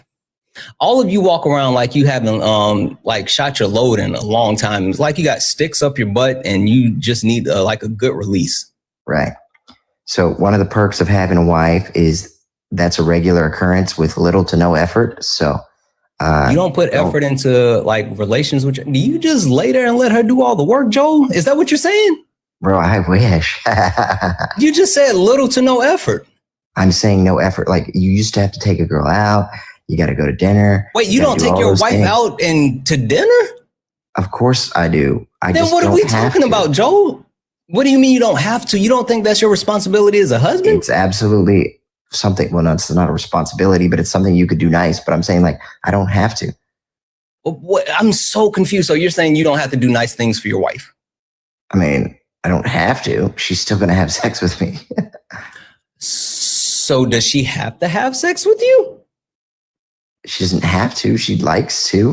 What? I'm so confused what's happening right now, Joel. Joel, the point that I'm saying and trying to get to you is like, you know, hey, have you ever heard of the saying, I don't really like this saying because it's not true, but it's like you catch more flies with honey. Have you ever heard of that one? No, you catch more flies with shit. Exactly, Joel. You get it. You get it. Technically, you do catch more flies with shit. Regardless, you have to do something that's appealing and attractive. No, but the better saying is, bees don't tell flies honey tastes better than shit. That's what's up. Anyway, Joel, the point that I'm trying to get to, right, is that your premise that your wife is just for some reason should have sex with you without you actually doing things, like, that's a little bit weird, right? I mean you should actually want to continue to date your wife, take her out, you know, buy her flowers, right. You know, take her to dinner, all this good stuff. Like, that should be a thing. Santana, how many times you been married? Twice. And why the fuck are you giving me marriage advice? Because I've already failed one time. Listen, there's another saying. I really like sayings. I don't know if you know this, Joel. The saying is, wise men. No, hold on. Smart men learn from their mistakes. Learns from other. Wise man learns from others' mistakes. So the point being is, listen, if I've already fucked up, I can give you the game so you don't have to fuck up too. That's all I'm saying. All I'm saying is I do plenty of stuff for her, and she's very well taken care of. Like what? What's the plenty of stuff? I bought her a $100,000 car. Oh, okay. That's what's up. Yeah. She lives in a $1.9 million house on the water. Got it. We have maids. We have babysitters whenever she needs. Have you seen her today? Yes. My house isn't that big. No, I'm not. No one. My house is less than 5,000 square feet. I'm saying, have you actually stopped and saw your wife today? Like, talk to your wife. Have you talked to your wife today? Yes. I talk to my wife every day. Cool. What's her emotional status today? She's doing fine. She gets nervous about going back to work and stuff. Mm-hmm. Does she deal with anxiety? I'm sure she does. She's a woman. Wait, do you think only women deal with anxiety? No, I just said I'm sure she does. She's a woman. I think I don't think that's like, I think the point is like people deal with anxiety. I don't think like anxiety is like a woman thing. Anyway, what have you done to help her with her anxiety? No, anxiety is a people thing. What have you done to help your wife with her anxiety? Besides, buy a $100,000 house and a $1 million home.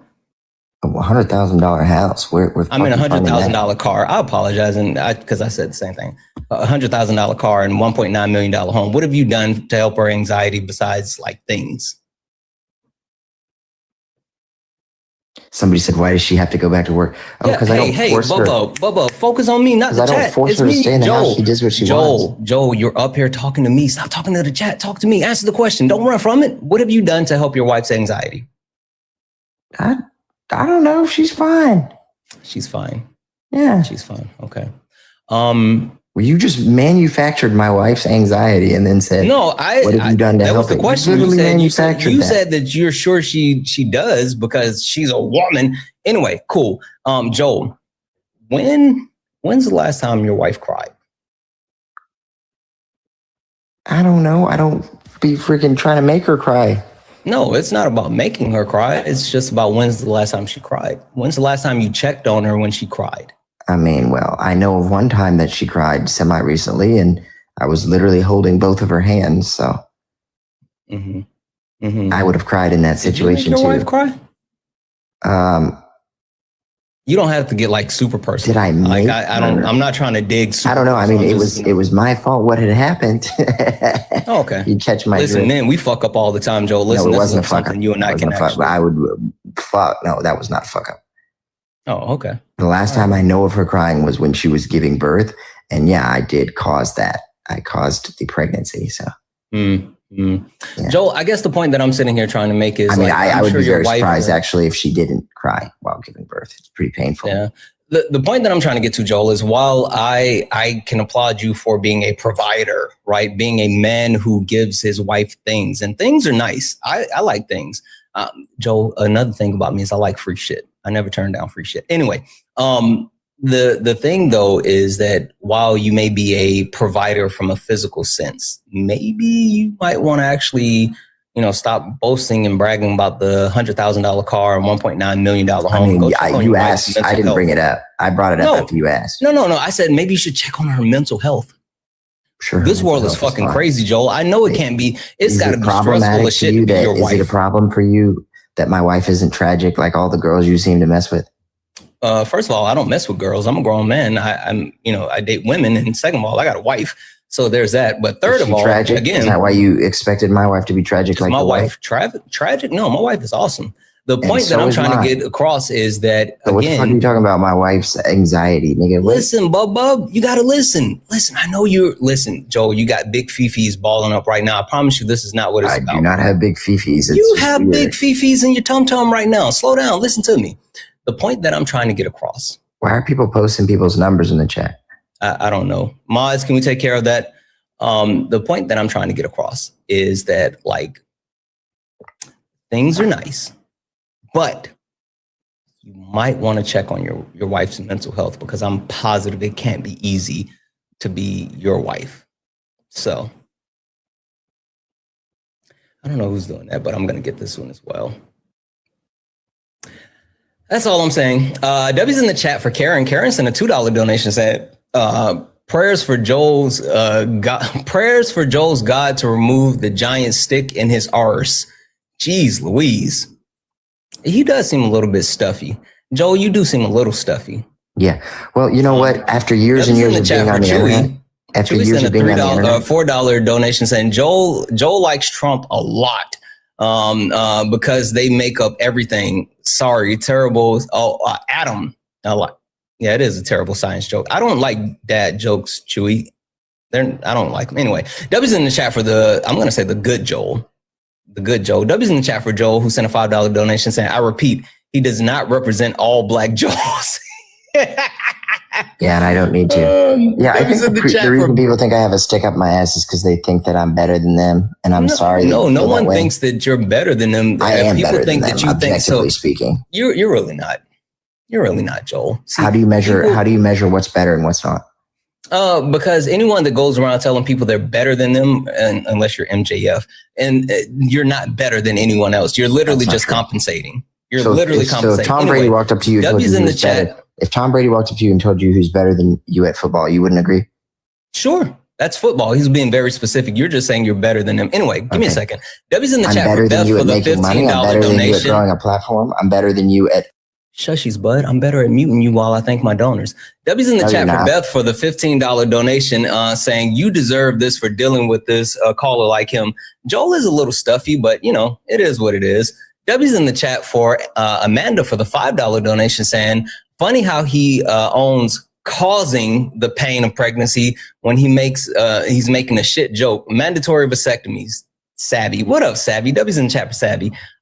Super chats. W's in the chat for Robin for the $4.99 super chat to say, just passing through, but wanted to say love from Denver. Thank you for standing with the queer community. Keep dunking on these wackos. You know how we do, Robin. W's in the chat for you. W's in the chat for Jen for the $2 Aussies to say, Joel's self-loathing runs deep. It does. It does. W's in the chat for Jay. Jay, you know you my big sop. Who sent a $5 super chat to say, dude ain't black. He ain't even... And not even Jeebus could convince me he hates his parents because they're black. Listen, Jay, the one thing that I'll never do is take away anyone's blackness. So whether I agree with Joel or not, he is a black man. He can tap dance as much as he wants, but I'll never take away his blackness. So I can't get behind that one, but I feel what you're saying. Listen, all skin folk and kin folk. W's in the chat for Diaba. What up, Diaba? Who sent a $5 donation saying, let's congratulate Joel on his lavender marriage. I didn't say it. W's in the chat for Jared, who sent a $1 donation saying, ask him about what the 100% do you mean you didn't say cotton. It? You literally did say it. No, I just read it off. I know I picked it. So when you're reading, did you make a hoodie that said this mouth? Shirt is 100% cotton? I know I picked it. Yep, I wore that. Made what in the whole fuck, Joel? Yep, it was a joke. I'm surprised you don't understand those. That's probably why you're so miserable. You know what it is? I only have a problem with jokes that aren't funny, and there's so far you're clearly not funny. Anyway, W's in the chat for Haley for the $5 donation saying he called you the N-word. Don't think you heard him, but I wanted to point it out. Joel literally, he is misogynist, and also I don't care if he called me the N-word. Like, while I don't say the N-word myself, I definitely don't police black people when they say the N-word. And even when white people come up and they try to say it, like, it doesn't make me melt. So, do you know who KSI is? W's in the chat for Marie, who sent the $1.11. That's crazy. The $1.11 donation saying, I'm better at pleasing women than Joel. I'm better at pleasing a man than Joel. I pity Joel. W's in the chat for Marie. Again, if anybody else likes support the live, Santana speaks for you. Santana speaks for you. Best way to support the live. Everything's accepted. Anything's appreciated. Joel, I want to kind of go here because I feel like I didn't create the joke. I literally took the joke from a black creator Oh, I don't. Who also I don't made care the joke. about that. KSI. So don't pretend like I came up with the what's cotton the joke? picking thing. The cotton pick thing. I don't care about that. It's still not funny. He told the joke on Sidemen. I made it into a shirt. People It's bought still it. not funny. It wasn't funny apparently when he told him. It's not funny when it's you pretty. repeat it. It was pretty funny. It's not. You Well, like the views Joel, that I got wearing that shirt say that it was funny. I'm sure white people probably ate that up, Joel, just like they ate up Okay, your wait. white privilege card. Like I don't give a That's shit not about what that. you said. I don't give a shit about that. Objectively, it wasn't funny. It's not. Okay. It's not. It wasn't funny to you. It's not funny, but all it is that you give coverage to racist white people to feel good about themselves. Sure. That's all it is, Joel. That's the only purpose Santana, you serve. you watch Dave Chappelle or is he too The only conservative? purpose that you serve is to make racists feel good about themselves. Do you watch Dave Chappelle or is he too conservative? You're literally the person that tells them, hey, being racist is okay. I've never said that. That's what you give them. You give them coverage. You give them coverage. Anyway, so Joel, do you watch Dave Chappelle? I used to watch Chappelle Show. Chappelle Show. Do you think Dave Chappelle is funny? Chappelle Show. Chappelle Show.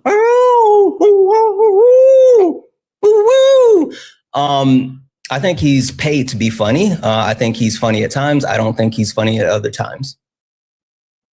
I just asked if you thought he was funny. I just answered the question.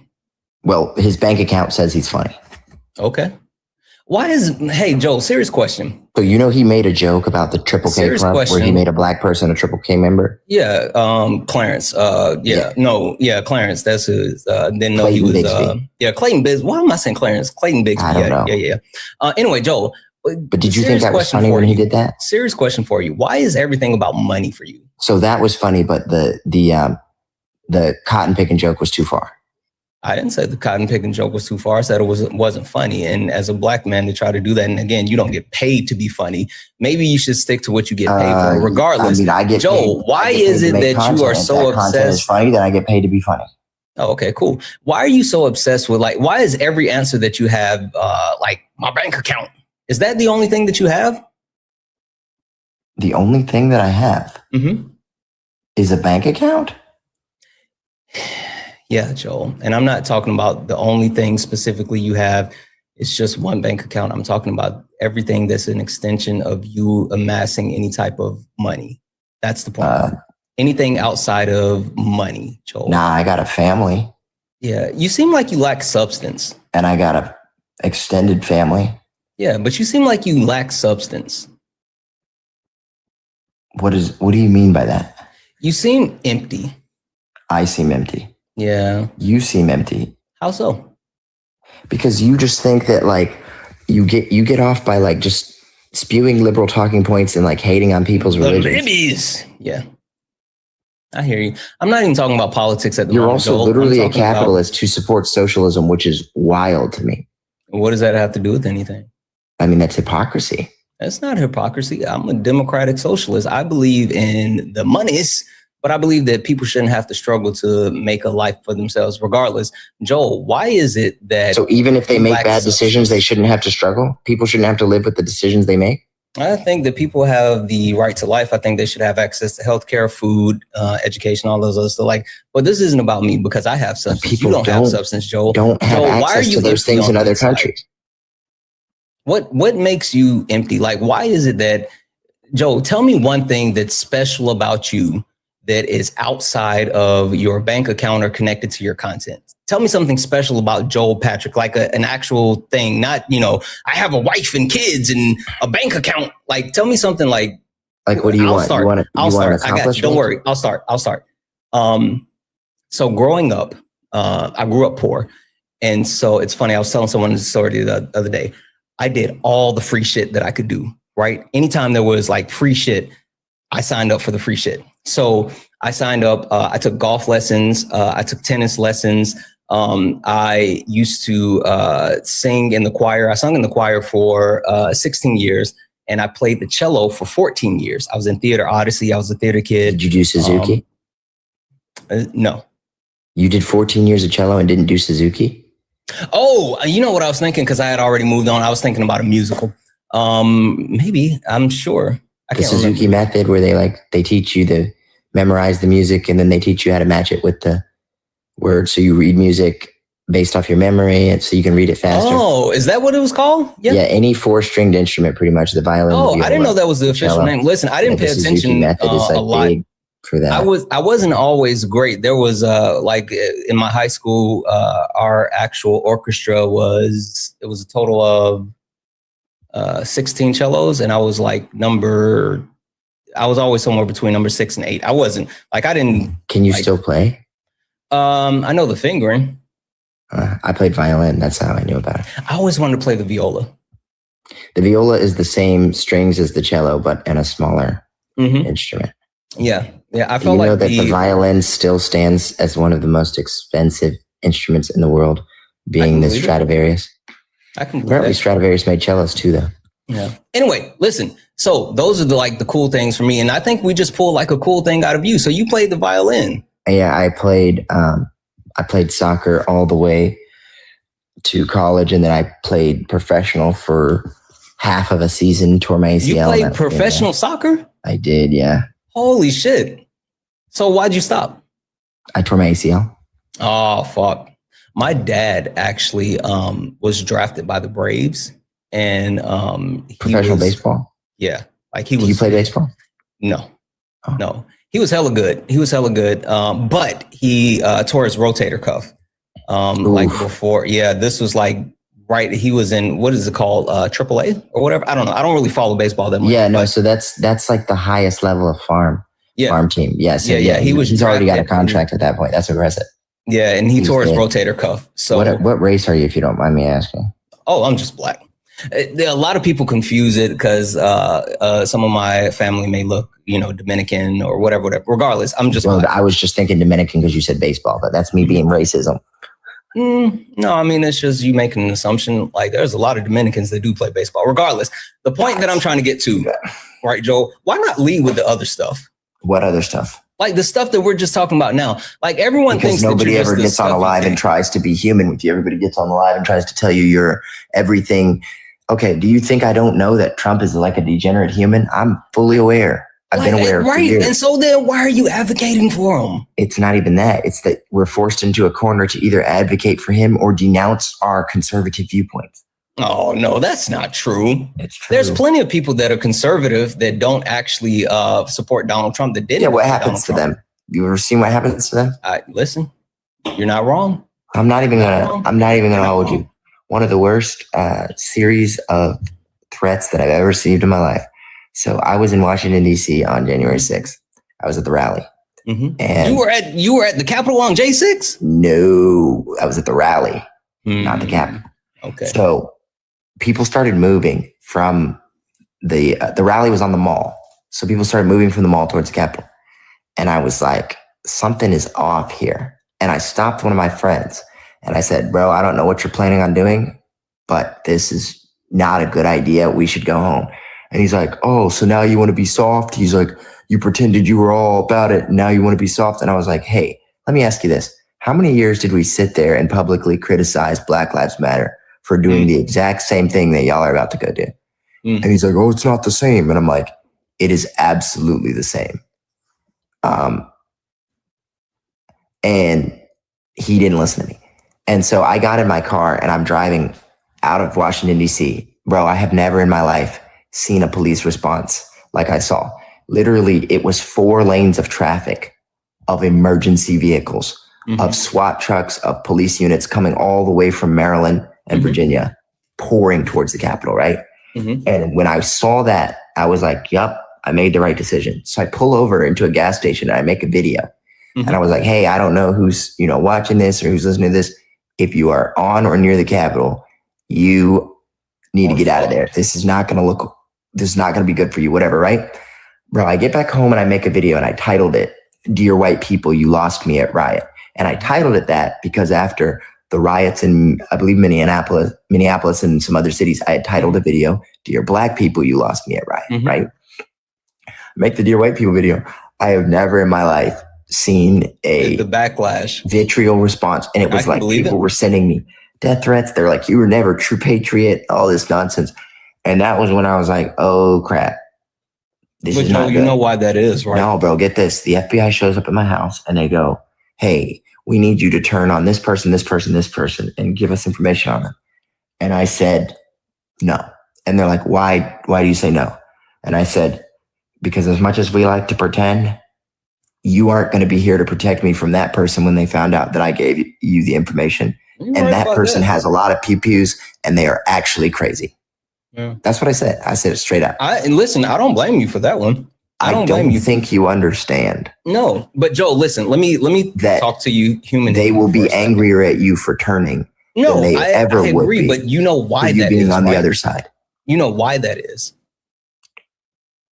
Because unfortunately, there's unstable people on both sides, and unstable people gravitate towards what they think is power. And this is one thing that annoyed me more than anything about Trump, is that people would just utter his name or wear a hat, and every single freaking time they'd go viral. Trump made more conservative influencers overnight than any other singular individual. It was so annoying because then they would get on public spaces or be in public places and they would be absolute morons. They don't have personalities either. And there are a lot of people. See, Joe, I can talk to you. I might completely disagree with your perspective, your point of view and things like that, but you're not stupid, right? You might hear me call you a lot of things, but you'll never hear me call you stupid.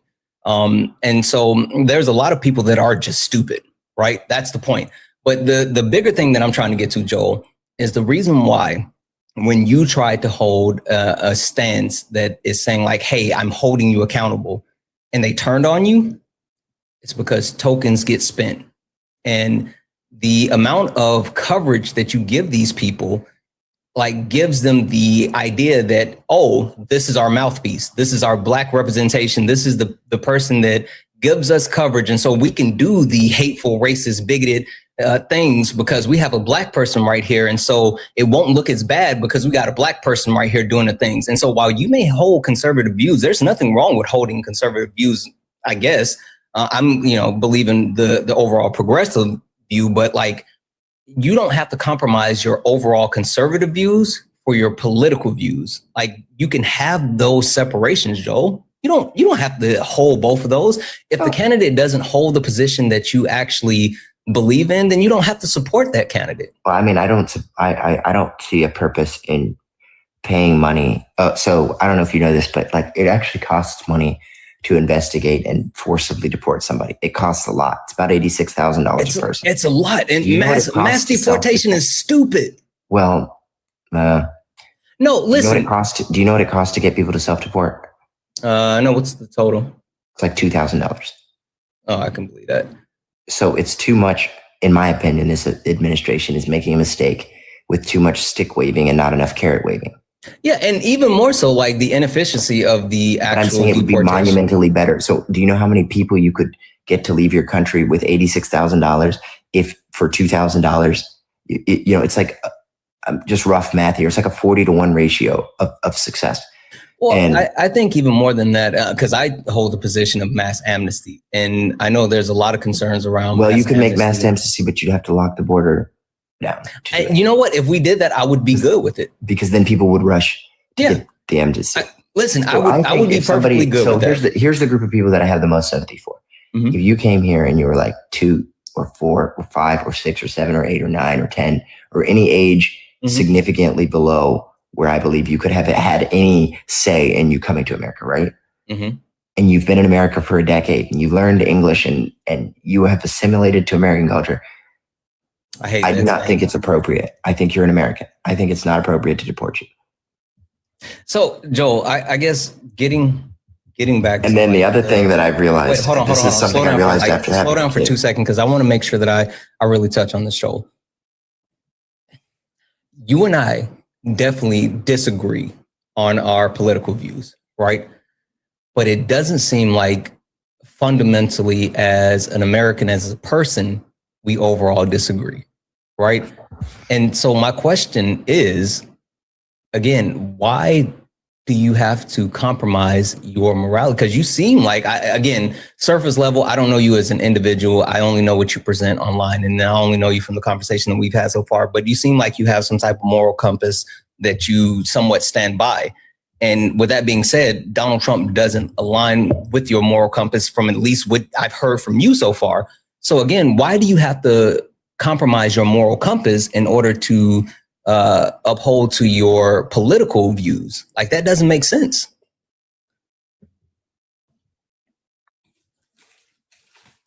So Trump's personal life doesn't align with my personal views at all. Trump's personal life is that of a degenerate. The policies that he's passed align more with my values to some degree, but he's done some things that I was just like, what in the heck was that? And why did you do that? That made zero sense. I also think, like, to me, it just seems like this term, he seems a lot more interested in going after people individually who affected him personally. Yeah, and it's like, dude, you're not here to get even with people who annoy you. You need to rise above it. You're the president. And so, like, when he made that comment talking about that one guy saying something about, like, basically rejoicing in his death, like, how are you any different than the people who mock Charlie or the people who mock George Floyd? Like, you are one and the same. You can't be doing that. That is disgusting. Okay, so then, Joel, when is enough for you? Like, I'm not going to hold you. I understand what you're saying as far as the backlash, right? And so I'm not even saying when are you going to start actively advocating against Trump, but when are you going to get to the point where you're no longer openly supporting him?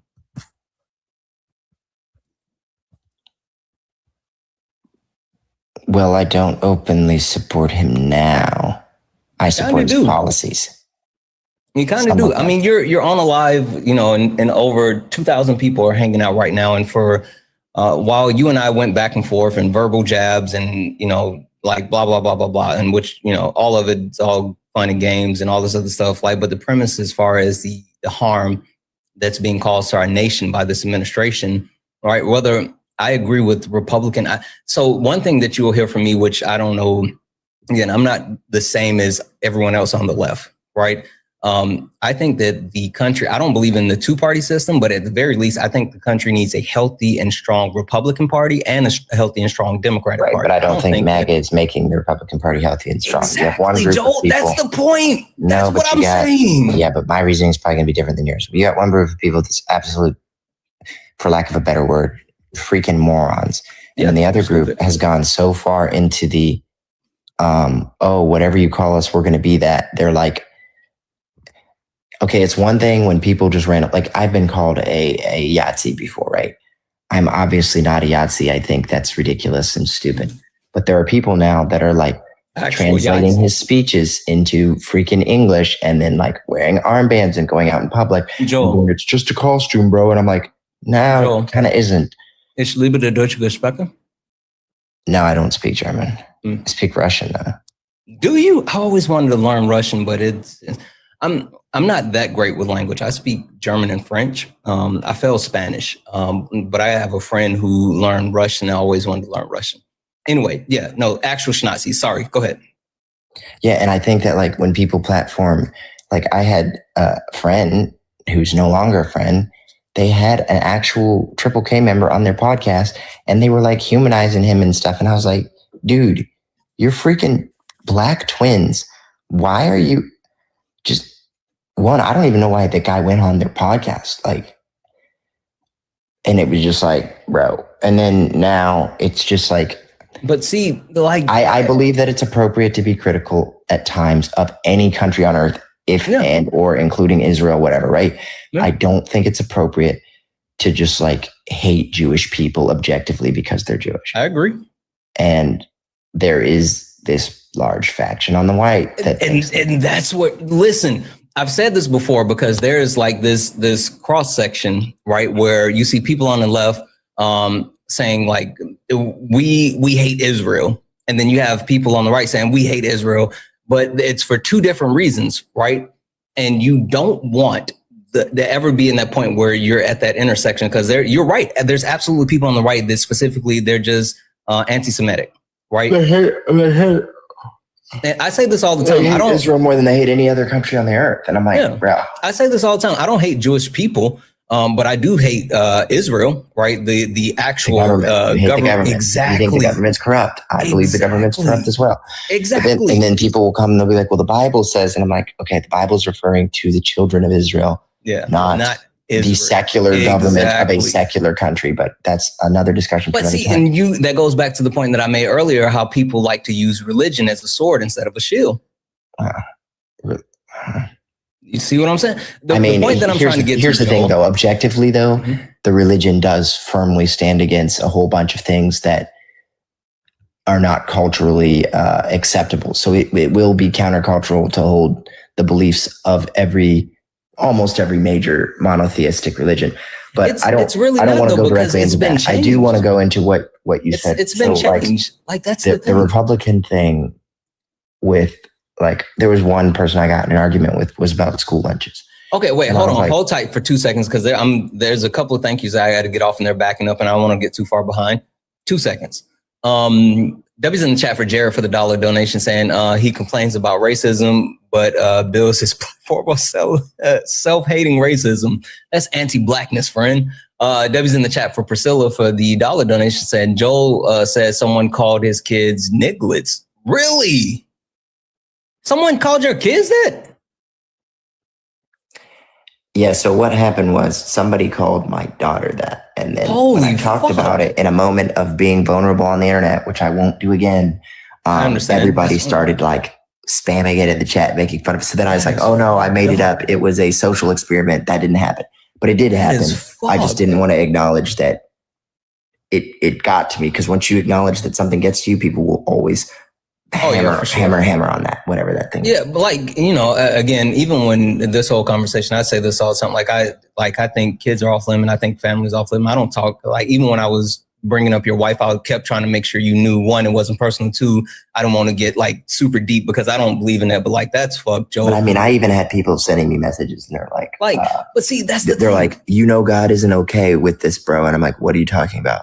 And they're like, race mixing is a sin. And they're sending Joe, those are the fucking people on your side. And they're not on my side. Holy fuck, they vote alongside of you, Joel. They may vote alongside of me, but they're not on my side. Oh my God, that's what I'm saying. Okay, give me a second, sorry. W's in the chat for Lincoln for the $5 donation saying, hey, Santana. Hey, Lincoln. Like always, thank you for what you do. Lincoln, thank you for being here. I really appreciate you. You're so fucking awesome. W's in the chat for Marie for the $6.70 donation saying, and you play the cello? Is there anything you're not good at? There's a lot of stuff I'm not good at. I wasn't good at playing the cello. I said I played. I didn't say I was good. Can you do a cartwheel? I would break my hip. I'm almost 40. I have not tried to do a cartwheel. I can do a snatch. Can you do a handstand?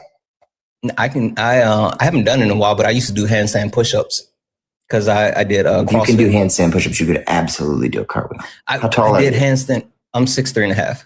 Yeah, you can do a cartwheel. Well, I did handstand push-ups against the wall. So, but I'm saying your arm strength is there. Yeah, balance isn't that difficult. It's not necessarily an actual physics thing. It's a fear thing. Anyway, I always have a fear of falling on my head. You're not gonna fall on your head unless your arms collapse. Yeah. W's in the chat for Danielle for the $1 donation. Asked what the truck grill. Oh, I've seen the video with the truck grill. We're not even going to get into that one. It's white privilege because that's what I bought it with, white privilege. Yeah. W's in the chat for Haley for the $5 donation saying, sounds like Joel is not in the financial position that he'd wish he was in. That's sad, but I wanted to openly support you while he was getting pitched. Haley, thank you so much for the 5. Wait, what? What? They said I'm not in the what? I don't know. I think it was going back to the reference as far as your wife going back to work or something. I'm not sure. They're old. That's why I'm trying to catch up on them now. And I don't want to get too far. My wife goes back to work because she wants to, and that's what she wanted to do. And she's an adult woman that can make her own decisions. She does not have to work. Trust me. Yep. W's in the chat for Jeff for the $2 donation saying, Joel, I'm white and I can tell you that you can kiss up to as many white races as you want. They will never accept you as their equal. They won't trash you in your face, but they will behind your back. I've seen it. Joel, you just actually, said that one, right? The whole, for them to inbox you and say race mixing, what the fuck are we doing? That's fucked up.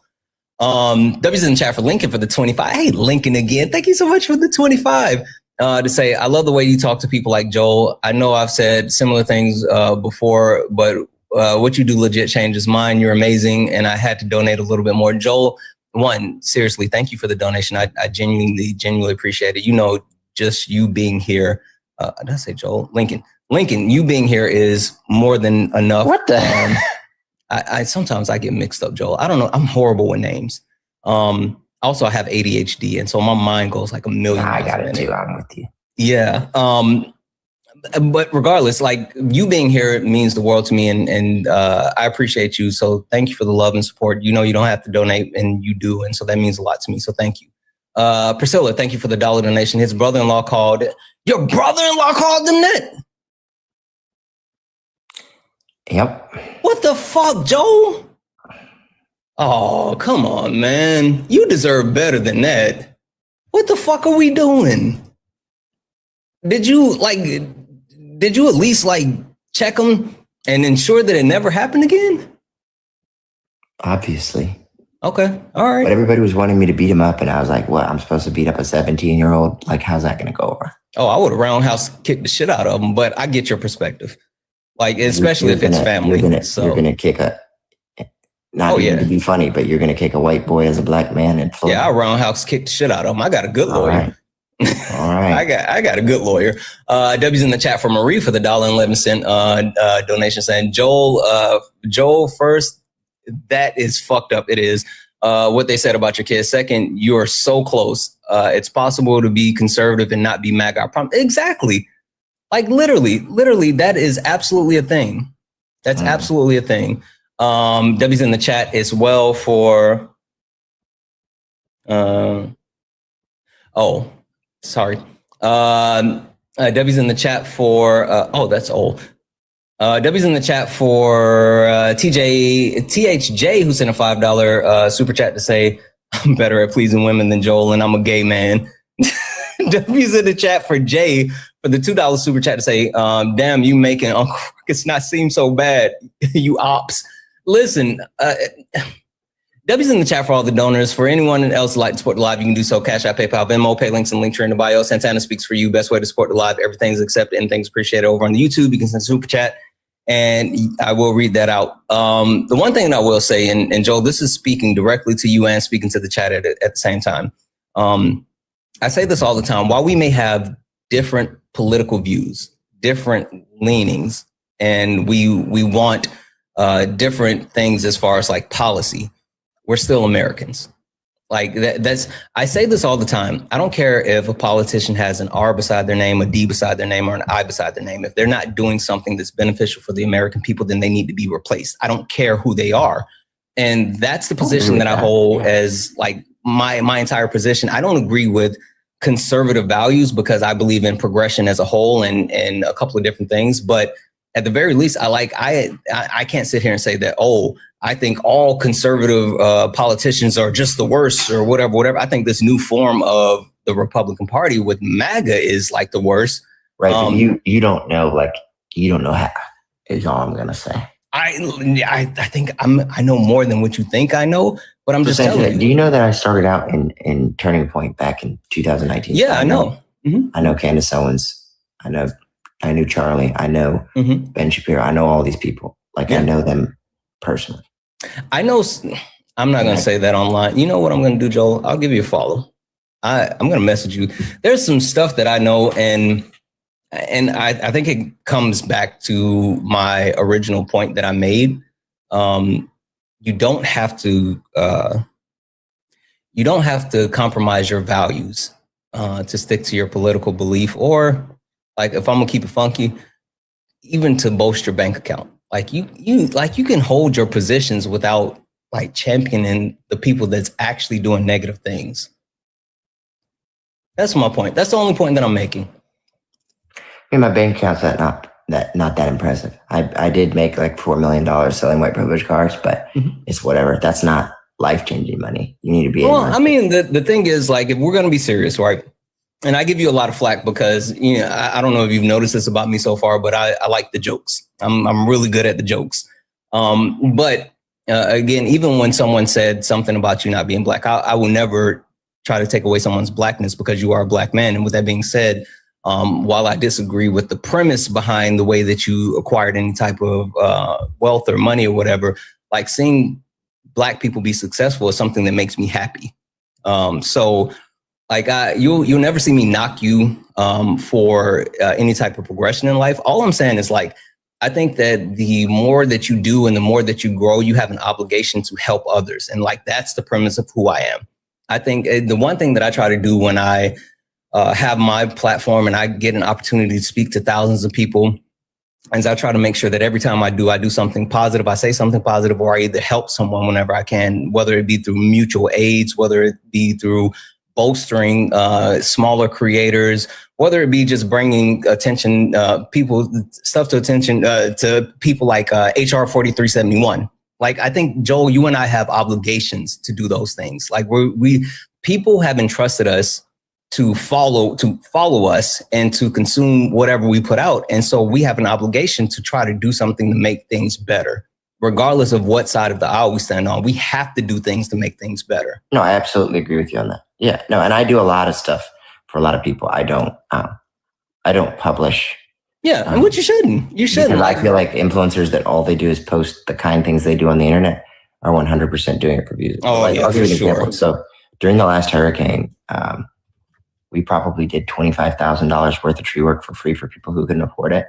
And it was in a time when other companies were coming in and giving people quotes for like $50,000 to clean up their yard. Mm-hmm. And we just did it for them. Because during a hurricane, it's a little bit different. Like, there's trees everywhere. Everybody needs help. Some people have the money, some people don't, right? But then, like, other things, like, I have a big truck. I drive around. There's always some crap in the road at some point here in Florida. And I'm always stopping and moving it because everybody else is too busy, like, staring at the traffic jam that the crap caused instead of moving it out the road. So sometimes it's a dresser, sometimes it's a tire, mm-hmm. Doing stuff like that. There's always people who are tweaking, trying to cross the street, mm-hmm. and I stop and help them cross the street. And it's like, one time it was like 6 lanes of traffic, and I would rather know that I helped them cross and they crossed alive than know that I just kept driving and that was the last thing they ever did. Because I do believe you have a moral obligation to help people if you can. Yeah, and absolutely. I believe that the only purpose of being wealthy is so that you can be benevolent. If you're just being wealthy to hoard it, and see, that's Christianity right there. Like that. That's Christianity. That's what I'm talking about. People use their religion as a shield, as a sword instead of a shield. That's using your religion as a shield to help people, to protect people, to uplift people. Like, that's all I've been saying. Like, literally, that's why I have a problem with organized religion. I don't have a problem with like a specific religion, but I do have a problem with organized religion because of the way that they capitalize religion and they don't help people. Like, that's I don't have a problem with religion being organized. I have a problem with it being exploitive. Like, I don't know if you've ever heard of, Agreed. Have you ever heard of what's the group of people that does the speaking in tongues and the healings, and they're really big into people donating, and all they talk about is, I know what you're talking about. Yeah. What are they called? There's a group name for them, and I can't think. Prosperity Gospel. That's what it is. What's Prosperity Gospel? Guy's name? Not Prosperity Gospel Church. Joel Osteen. Well, Joel Osteen, yes, but he kind of was rich from his books. This other guy, what's his name? I can't think of his name right now, but he literally has this church set up where he keeps the people there all day so that they're tired and hungry, mm-hmm. and then has a gift shop and a restaurant where he overprices the food, so that the only place they have time to go and eat is his restaurant, and he profits there. And then he forces people to like just give all the time, mm-hmm. and they'll have people giving who can't even afford it. And to me, and he has a mansion. To me, that's like straight up exploitation. Yeah, he should be like audited by the IRS or something. I don't know. He should be arrested. One of the favorite things, my favorite things, my preacher used to say all the time is, don't give out of necessity. And how do you? Wait, you go to church? No, not anymore. Oh, I thought you just said my preacher says. Yeah, that's like one of the favorite things he used to say when I did go. But he said, give not begrudgingly or out of necessity. Because God loves a cheerful giver. Right. The Bible actually says that. Yeah. That's like actually straight out of the Bible. And it also says that, the Bible says, to whom much is given, much is required. Yeah. And it also says, with great power comes great responsibilities. That's Spider-Man. I thought it was Batman. I think that's Spider-Man. I'm fucking around. Go ahead.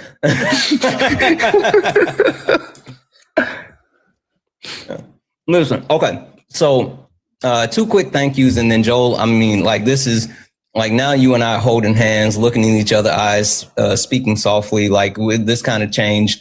So I got someone that wants to talk to you, and they're using to tag me in. So this is going to happen. Joel, I'm just going to let you know this is going to be a temperature check, but I will say this on a serious note. Thank you for actually getting to a real conversation with me and us actually being able to talk. I think there's something there. I shot you a follow, and I'm gonna send you a message on the back end. I think that, again, while I don't agree with Republican views, I'm not saying that every single Republican is just like the devil or some crap like that. But I do think that we need actual strong Republicans standing up and pushing back and saying like, hey, what's happening is not okay. This is not our party and we won't give it up. And like, I understand your perspective. I understand more than what you think. I understand. Anyway, I'll shoot you a message on the back end, but I got a couple of thank yous and I'm going to bring someone in. W's in the chat for Jared for the $1 donation saying, now I'm picturing you talking out, now I'm picturing you taking out races with sweet chin music. Listen, super kick for you, super kick for you, super kick for everyone. I am a sexy boy. I'm not your boy toy. W's in the chat for Brittany for the $5 donation saying Joel is a leftist. He just doesn't know it yet. I think Joel is more moderate than he wants to give himself credit for. I think he's just a person. So anyway, W's in the chat for the donors. If anyone else would like to support the live, you can do so. Cash App, PayPal, Venmo, pay links and link tree in the bio. Santana speaks for you. Santana speaks for you. It's the best way to support the live. Everything is accepted. Anything's appreciated. If you're over on the YouTube, you can send a super chat and I will read that out. Guys, only request up if you are a Trump supporter. We are only looking for some debates. Please do not request up if you are not a Trump supporter. We're not talking to friendlies. Only request up if you're a Trump supporter. With that being said, Debbie's in the chat for Joanna. Joanna used her tag me in as a subscriber, super fan, member, or whatever on the YouTubes, here on TikTok or whatever. You get what's called a tag me in, where you get the ability to come up for 5 minutes while I am sparring and you get to actually debate the opposition. That being said, Joanna wants to talk to you. Joanna, floor is yours. Hey, yeah, and like really, The tone changed, right? I am due for one last crash out before 2026. However, I'm gonna try not to do it today. Mm-hmm. I kind of just had a couple questions. Joel, do you realize that when you were speaking earlier, you admitted that your side hates Black people? I mean, I think both sides hate Black people, but that's just my opinion. Not gonna hold you, Joanna. I mean, I ain't mad at it. I don't disagree. I've never been one to say that there's no racism on the left, because I mean, if there's white people there, there's going to be racism there. So there's that. But I mean, if you believe in systemic racism, then you understand that both parties built the system, so they're both complicit in it. Which side has tried to lessen the blow, even if not tried to eradicate At what point in history are we talking? all points? Yeah, in the early years, it was definitely the Republicans. In recent years, I would say it was more Democrats. They were progressive. They were never conservatives, right? No, I would say they were pretty Republican. Conservative, like you're stuck to the party name. I'm on the ideology part. So I would say, yeah. So conservative, as in conserving traditional values, is a little. I don't know that I want to conserve traditional values. I want to conserve. Go ahead. Yeah, I want to conserve my Christian values. So you want to conserve chattel slavery, because that's a law. Is that a Christian value? It's a law that Jesus said should be followed. No. Also, if you want to be technical about it, yeah, I mean, like it's definitely because the chattel slavery had to be justified to the Catholic Church in order to get approval. You can read the papal bull, but yes, technically it's rooted in it. Anyway, sorry, go ahead, Joanna.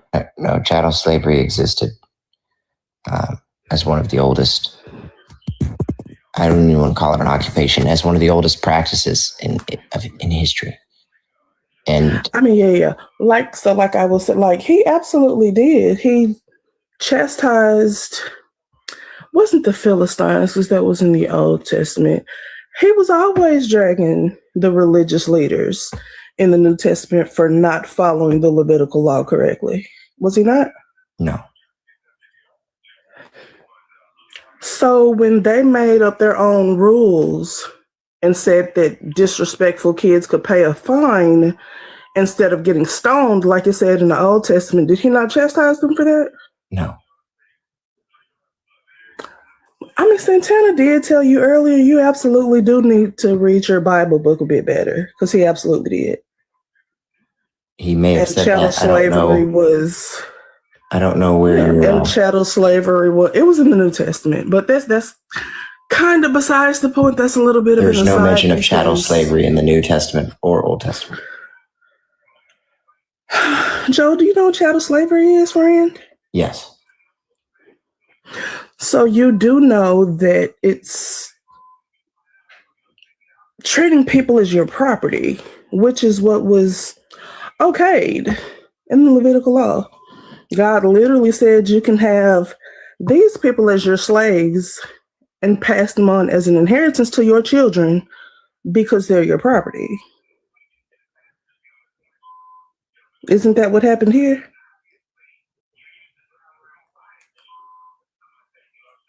Are you referring to the slavery of the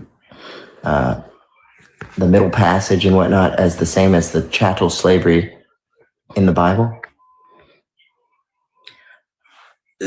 Did the slavery here not mean that white people could own black people as property and pass them down to their children as an inheritance? Yet there was no race-based slavery in the Bible. It was ethnicity-based. Yeah, it was based off. You can own everybody who aren't Israelites. Yep. They can be chattel slaves, but your fellow Israelites, they can only be indentured servants. And when the year of Jubilee comes, you gotta turn them loose. Right. So those were specific laws written to the Jewish people. Those were not rules. That was the Levitical law. Right, but I'm not a Levite, I'm not Jewish. Those rules were written for the Jewish people. And Jesus said, until heaven and earth pass away, not a jot or tittle of the law is to be changed, and it should continue to be followed. But which law was he talking about? Was he talking about the ceremonial law, the Levitical law, or? He was talking about the Levitical law. He made references to it multiple times. He was not talking about the Levitical law because he wasn't talking to Levites. Then why would? It doesn't matter. No. He was talking to them about the Levitical law every time he corrected something that they were doing. That's not correct. It is. No, Jesus corrected all different types. Just like in the case of stoning children. Right, no. Jesus talked about all different types of behavior, and he would address a specific section of the law. For example, when he told the woman caught in adultery, who is here to condemn you? Neither do I condemn you. Jesus had the power to forgive sins. And so one of the things that you have to understand is he was talking about... You think that was about forgiveness, Joel? That wasn't about forgiveness. That was not about forgiveness, friend. It was absolutely about forgiveness. That was That's probably the most common theme in the New Testament is forgiveness. It wasn't. It was about them testing him because in order for them to legally stone her in the law, the man that she was caught with had to be with her as well, and that man wasn't there. They were testing him to see how he was going to react to that situation. That's exactly what happened. They said this woman has been caught in adultery in the very act. Moses commands us to stone such woman. And Jesus said, let him who is without sin throw the first stone. I know what he said, and I know what was actually going on.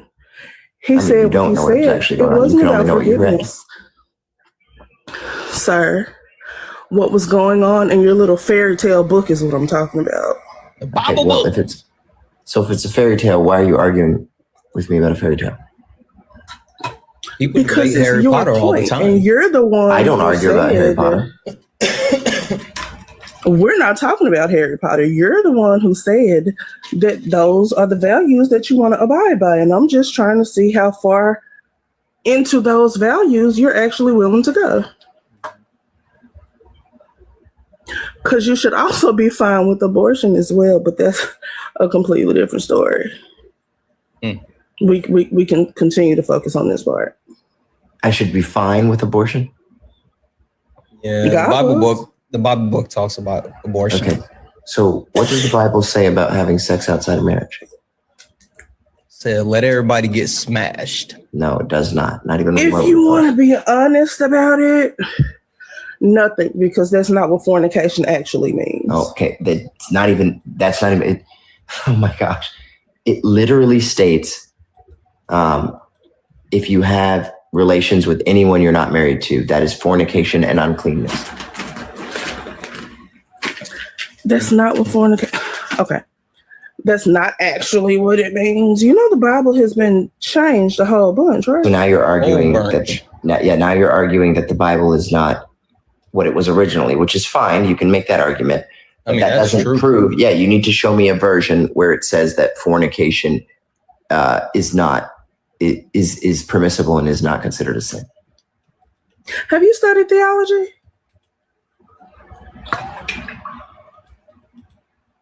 I don't know if he has, but he might be a member of Mensa. Is he also building a community garden? Maybe. No, I'm not building a community garden. Oh, okay. I mean, considering the business that you have, you could, that'd be fantastic. Little charity project for you. But like I was saying, like I'm not like coming to random conclusions. What's that supposed to be? I'm just saying, like, I think it's fantastic, the charitable work that you have done. Nothing wrong with it at all. I applaud you for it. I'm just saying you would need wood and dirt to build community gardens. You have access to hella wood, so that would be great for you to do. No pause. Not saying that you not forcing you to do it. I'm just saying. I want to, Joanne, I'm gonna let you land your plane. I want to wrap it up here in a moment because then I want to give Swan a chance to speak because I think we have something interesting there. But Joanne, I want you to go ahead and be able to wrap up your tag me in session.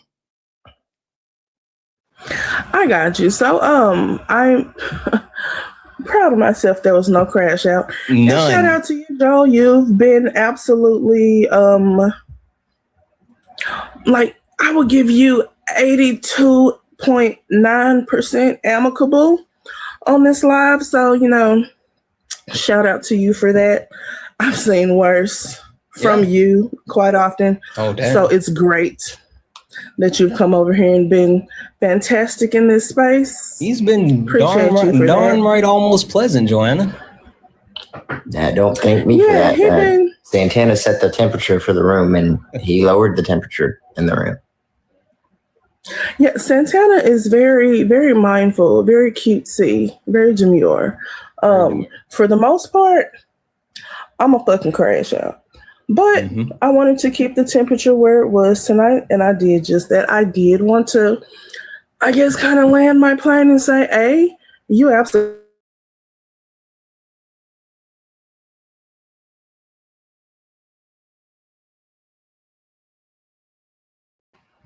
that I know you don't agree with. Some things you said on this live. So do what that. Things am I holding have to? You seen? I has no issue. Well, my tag means almost over. I don't want to get back into it, and I want to let Swan get her go in because I'm gonna climb a tree and enjoy the fuck out of that. Accurate.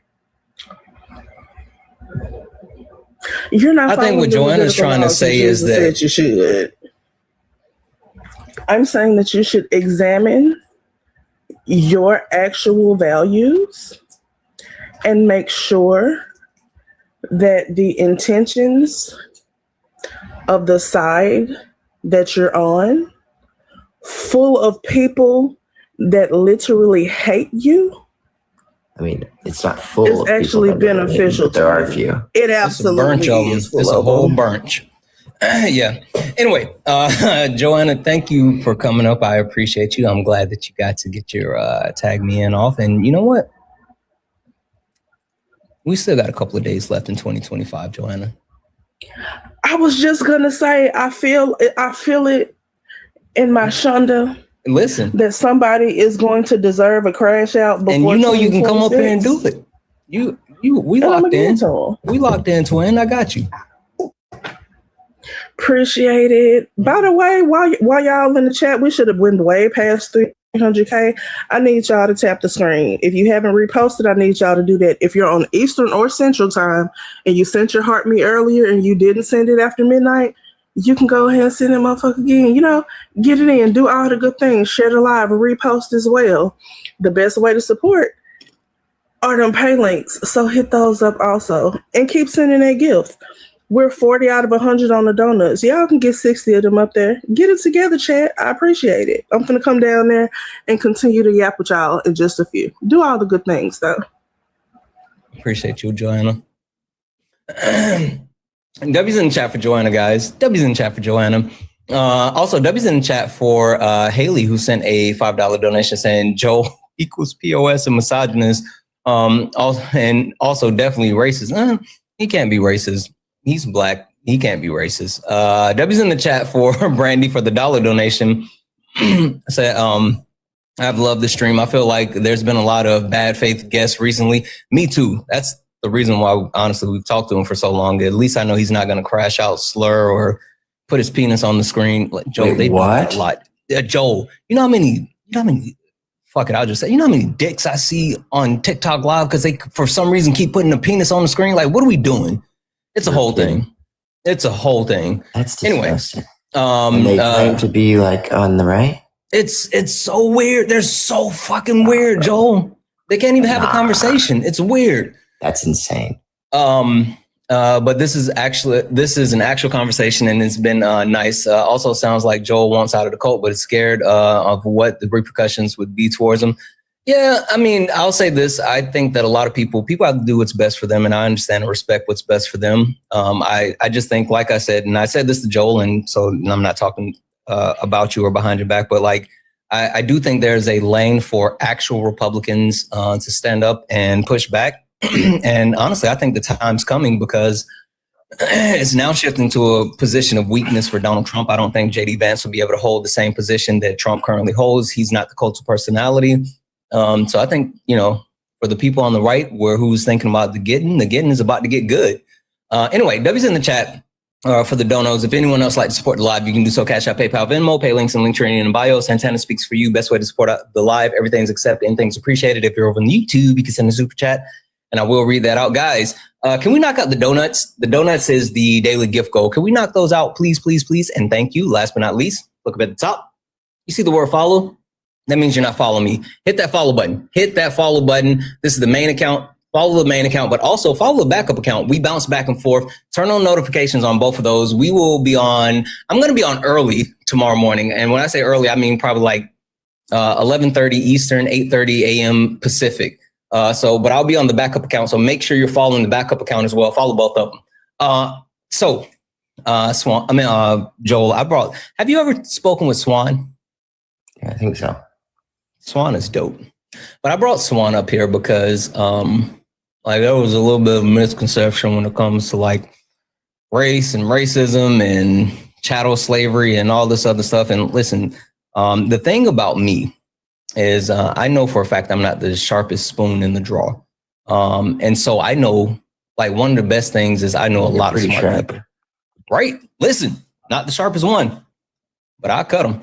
Anyway, I thought Swan could actually carry the load for us a little bit. So guys, show Swan some love.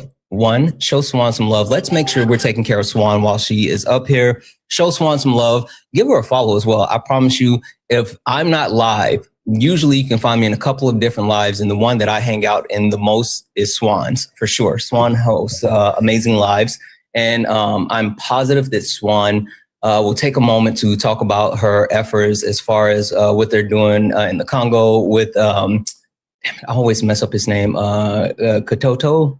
Anyway, I'll let Swan do that whenever, but make sure you check Swan's links in her bio, and we'll get to it in a minute. But I want to give the floor to Swan first. What up, Swan? Santana, thanks for bringing me up. I appreciate it. How are you? Good. I'm all right. Yeah, we're hanging in there. Mm-hmm. We got to keep on keeping on. Mm-hmm. So wait, what's Joel's argument?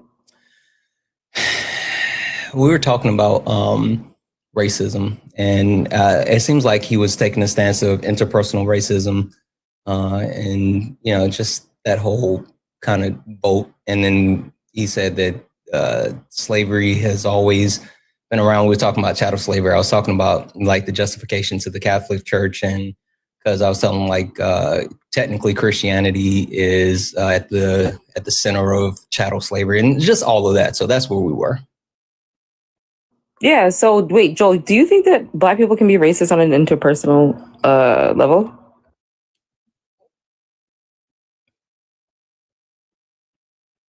Explain to me how that works.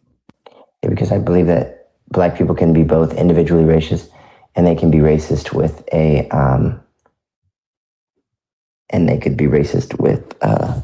if they're in a position of power, they can be systemically racist as well. What would that position of power be? Can you give me an example of a Black person who is in that position of power?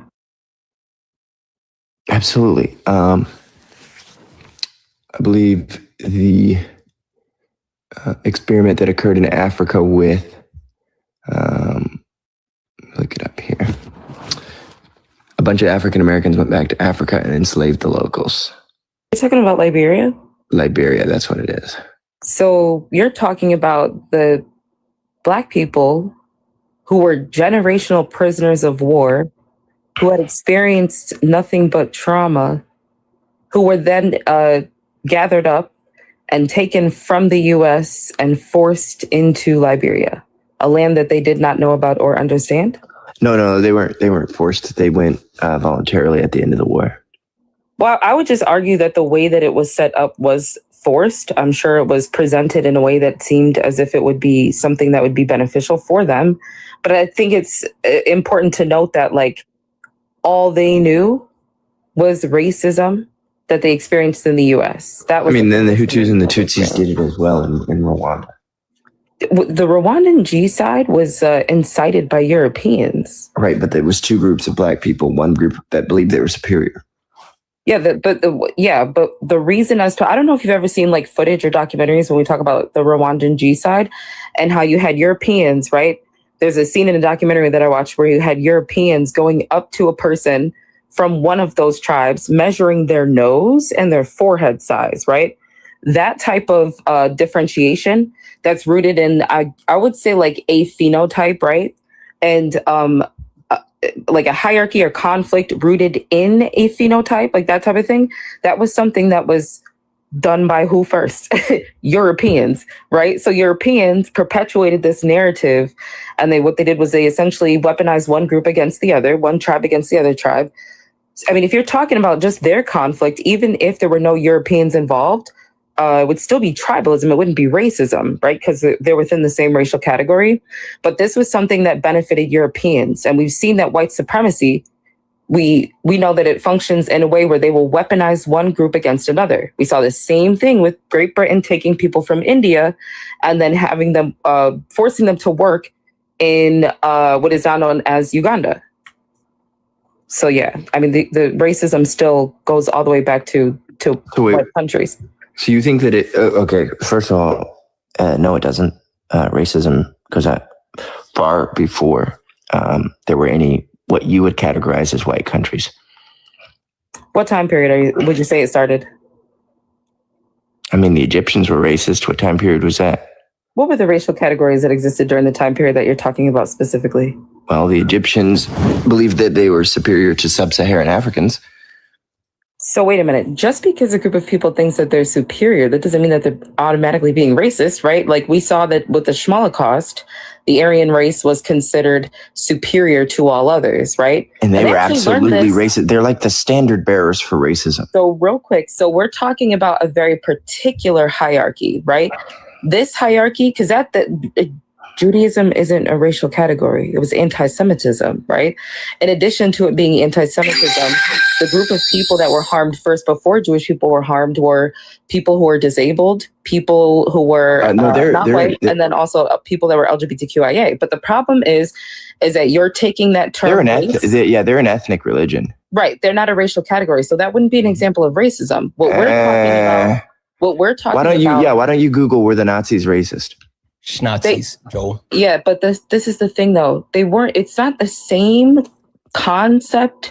It doesn't have the same functionality as the hierarchy that we are talking about. Yeah, respectfully, I'm not going to argue with you about whether or not one of the most racist groups of people ever to exist was racist. Yeah, but here's the thing though. If they're harmful, Nazis being harmful to Jewish people is called what? Racism. No, it's called anti-Semitism. Yeah. Nah. You can be breathing wrong is called anti-Semitism. I'm sorry? Oh, stop it, Joel. Now you're being disingenuous. Don't do that. Yeah. You haven't been that this whole time. It's anti-Semitism. Judaism is not, it's not even on like any census as a race. That's disingenuous. And let's find out. Yeah, so wait, is it your claim that Judaism is classified as a race? I think Jewish people are a race. They're not a race. What phenotypical characteristics do all Jewish people hold? Big noses. Holy fuck. That's terrible. You sound like a Schnauzy, Joel. Holy fuck, Joel. I can't believe you said that. No, not all Jewish people have big noses. And again, Jewish people can be black, they can be white, they can be Asian. Like that's the whole point. Like, what are we doing, Joel? Yeah, so Joel, this is the reason why you can't give me the racial categories that existed way back when in Egypt during the time period that you're talking about. What we are talking about is a concept that was clearly created in the 1400s. I don't know if you know anything about this, but Gomez de Zrada documented his observations when he came into contact with African people, right, saying that we were hypersexual, uncivilized, animalistic, barbaric. This is back in 1452. He wrote a book, right? That information was then given to the Catholic Church, who in 1452 and in 1455, Pope Nicholas V put out a moral and legal framework giving permission and justification to Spain, Portugal, and European countries to enslave African people and then to Christianize them as a charity to them. Nah, I have race I have race first being created in the year 1735. That's not 1400. 1735. So the transatlantic slave trade was chattel slavery. What were the distinctions between people who were enslaved and people who were free? Well, they were freed blacks, so black people. Nah, they were freed blacks that owned slaves. Well, there are technically three racial categories that existed during that time period on the U.S. Census. But the distinction between African people, right, and white people during that time period, or black people versus white people, would be race. That was the distinction. Not necessarily. There were black people who owned slaves who were free. Yeah. And why did they own slaves? Because they wanted to be rich. They wanted to get their family members back. Incorrect. Even if they did, Joel, I think William Ellison was not breeding slaves because he wanted to get his family members back. He was breeding slaves because he wanted to make money. So that was a system, right? A structure that was implemented by white people to uphold whiteness. Because he wasn't. Hold on, wait a minute. Because were black people enslaving white people the same way? Were black people enslaving white people on which continent? We're talking about the United States. Were black people able to enslave white people in the same way? Were they able to subject white people to the same type of slavery? Black people could have white indentured servants. I'm not asking about indentured servants. I'm talking about chattel slavery. Well, indentured servants were also considered property, by the way. No, they were not. Yes, they were. They signed contracts to Not come always. to the. Hold on. They signed contracts. I'm not denying what they went through. I'm just simply saying that there's a difference between indentured servitude and chattel slavery. But you made a claim, right? I think it's intellectually dishonest of you to No, focus on sometimes that. their Hold on. parents sign contracts and they had to honor. Joel, I don't know how you're going to know what to respond to if you're talking over me. You're being intellectually dishonest because you're hyper fixated on the smaller percentage of Black people who, sure, there were some that enslaved to make a profit, right? Other Black people, because that was the system that they were forced to work within, right? No, they weren't. But we're They could have Black gone up people, north and we're Black Hold on, been Joel. free Black people without I'm slaves. sorry, 1 second, Swan. Joel, please stop talking over Swan. She doesn't do that. Give her a second. Were Black people able to enslave white people the same way that Black people were subjected to chattel slavery? Could they enslave white people in the same way? My guess is no, but I don't know because it wasn't That's my alive. point. Yeah, they weren't. They were not But subjected. no, that wasn't exactly your point. You said that the Black people that owned slaves were owning slaves to own their family members. And I'm like, well, it's kind of bizarre if you're owning your family members, you're breeding them.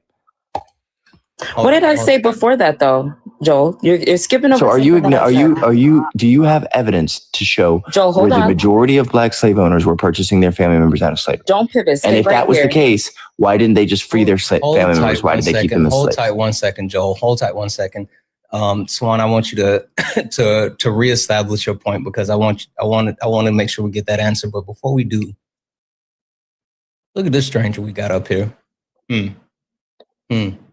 Is that super solid guy? Listen.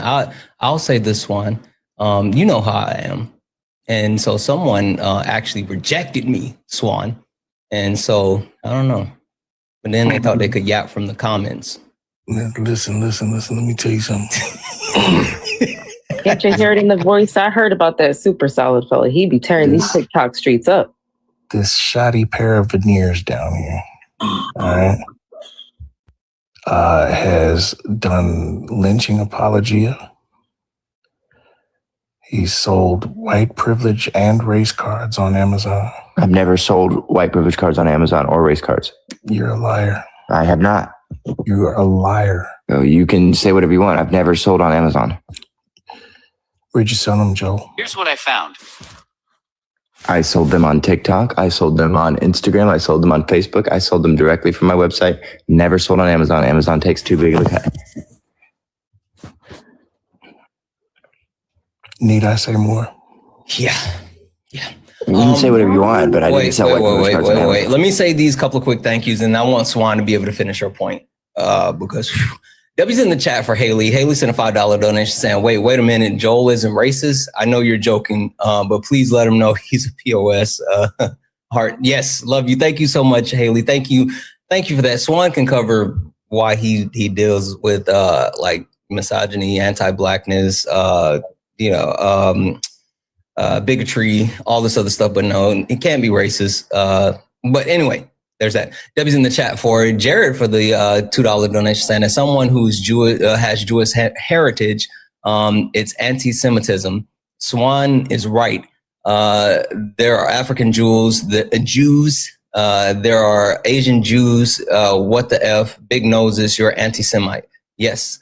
And Jewish people. So if I said black people have black skin, is that anti-black? Not the same, Joel. It's not. It's literally not. Literally not. And W's in the chat for Joel for the $1 for the. I think I should have said something funnier like, "Oh, they use their big noses to smell money." Santana's talking. We can't hear what Santana's saying. Not funny. And I'm just going to wrap this up again. If anyone else likes to support the live, you can do so. Cash App, PayPal, Venmo, pay links and Linktree in the bio. Santana speaks for you. Santana speaks for you is the best way to support the live. Everything's accepted and things appreciated. If you're over on the YouTube, you can send a super chat and I will read that out, guys. We have Swan up here. We have Solid up here. Make sure we're showing both of them some love. And make sure you hit that follow button. Joel, like seriously, that's the second time we're doing that. I'm like, no more of that, or I'm going to have to kick you. I really want you to be able to talk to them, but like, that's not cool. So we're not going to do that again. Anyway, Swan, reestablish your premise one more time, please. Or your question. You had a specific question. Yeah. So my question was, because Joel's fixated on the percentage of Black people that enslaved other Black people, which we know for a fact most of them did so because they wanted their family members back. And there were some that did participate because that was the way to make money or to become wealthy during that time period. So they were forced to work within a system that they didn't create, right? But they attempted to figure out how to navigate. Now, my question to you was, were Black people during that time period enslaving white people and subjecting them to chattel slavery the same way that white people did to Black people? So one, I already answered that question for you. And No, you secondly, you don't have any evidence You didn't answer my for question. the percentage of Black people that were enslaving, that were purchasing their family members versus just purchasing slaves to have slaves. So I would love to see what your I would love to see what your documentation is for. Sure. Can you answer that question? Black again? people were purchasing their family. I wasn't paying that much attention, Joel. I was eating.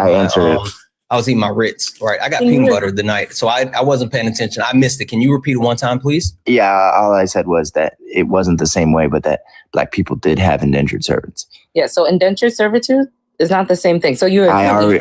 Hold on real quick, Joel. So you agree that Black people did not subject white people to chattel slavery? You agree? Hang on. You agree? Be good faith, Joel. Come on. Come on. Let me see something here.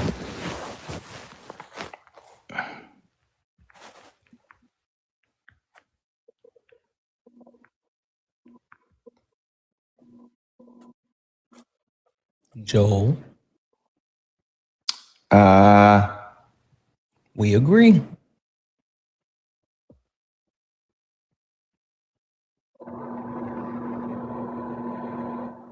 Yeah, so no, that's not true. I'm looking here. So you can inherit. Okay, so are you going to let me speak, or are you just going to play your stupid music? Can you give me a minute? You're just going to play stupid music? That's not proof of anything. Wow, that's actually really low IQ for you there. IQ is not. I'm literally reading it. It says, yes, you could inherit the contract of an indentured servant as their service labor was considered property that could be sold, traded, or passed down in wills. Okay, one more question for you then. What is the difference between indentured servitude and chattel slavery? Oh, well, one is a contract and one is indefinite. Okay, so my question was pertaining to white people being subjected to chattel slavery. I already acknowledged that they were indentured servants.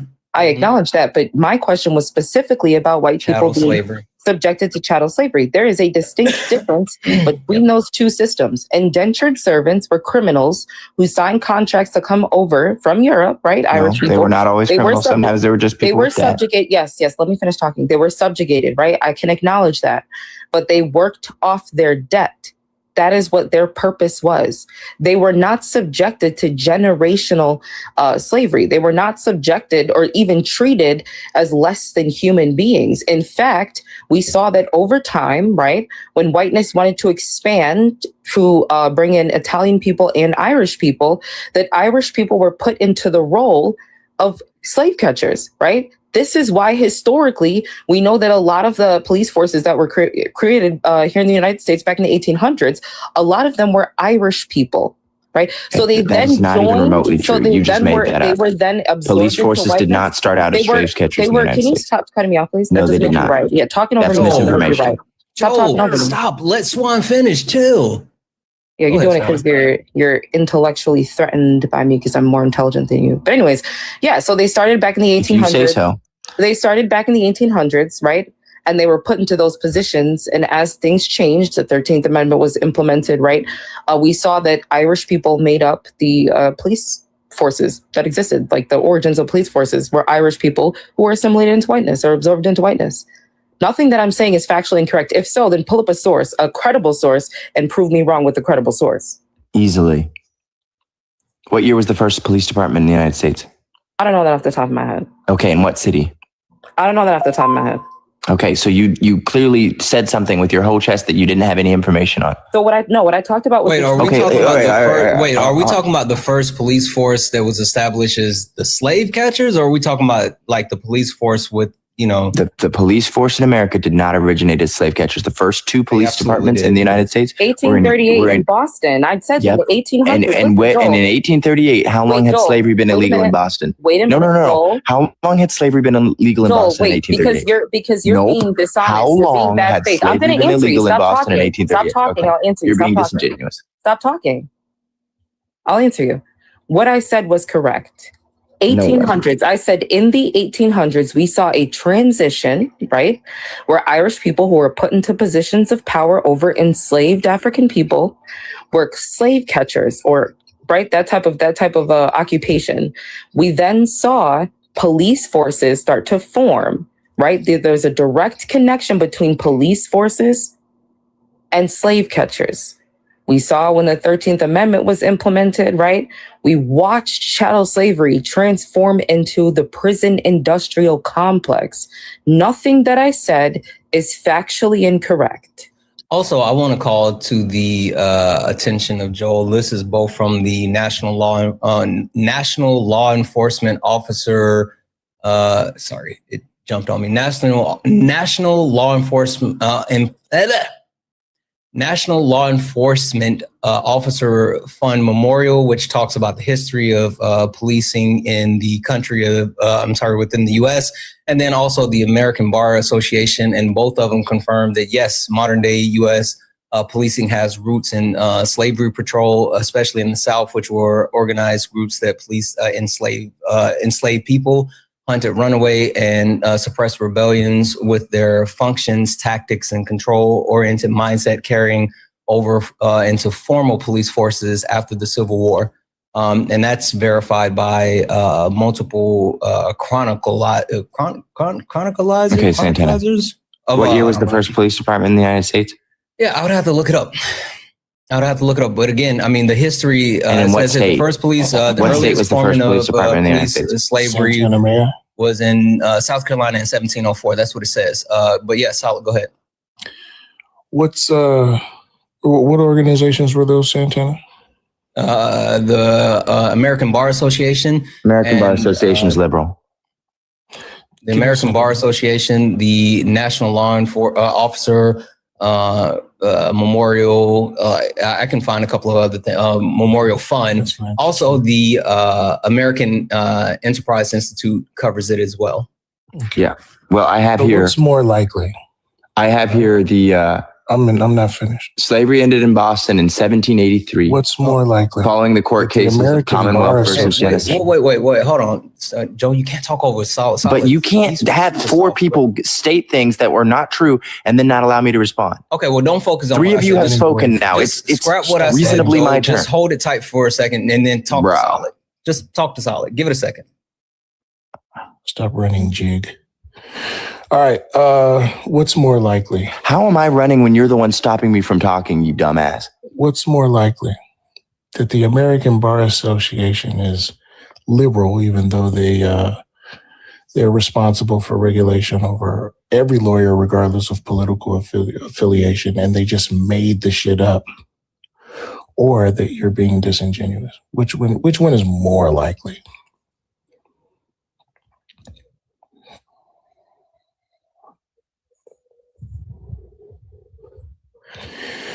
That's what I thought. Okay, so I want to find out another one.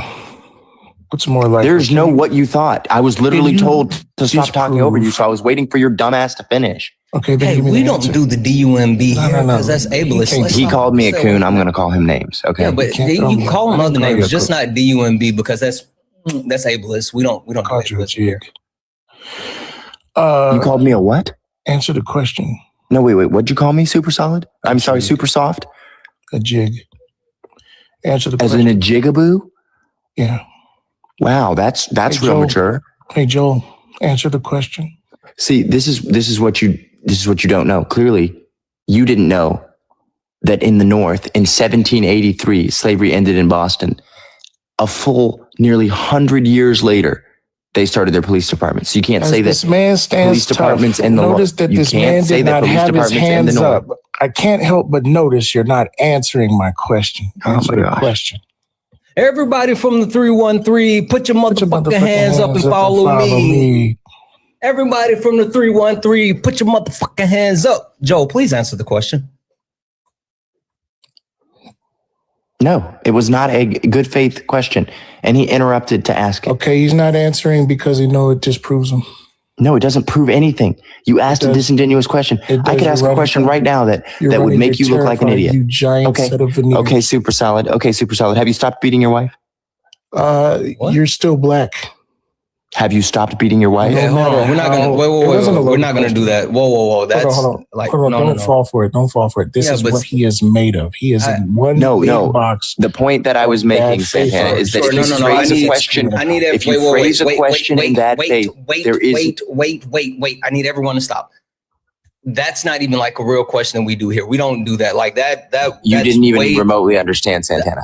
That's fine. That's not even a question. If you phrase a question in bad faith, it's impossible to answer. You can't get angry at somebody for answering it. Joel, stop. I get your premise. That's just not an example. You don't, or you wouldn't be so triggered by it. I'm not triggered by your premise as far as what you're trying to use. I'm triggered specifically about the words that you decided to use. Those are not. But you were cool with him saying Jigaboo. Got it. Those are not the type of examples that we actually deal with in my space. Like seriously, I have boundaries here. Again, I don't operate like everyone else. But Jigaboo doesn't go past your boundaries. Sure, call him a Jigaboo then. I don't give a shit about that. We're not going to talk about beating women. Like what the fuck are we doing? I don't give a shit about those name callings. We're not going to talk about beating women. That's my point. Finish the conversation. He's doing it to run. He's been running this entire time. Nobody's running from you because nobody even knows who you are. Answer the question.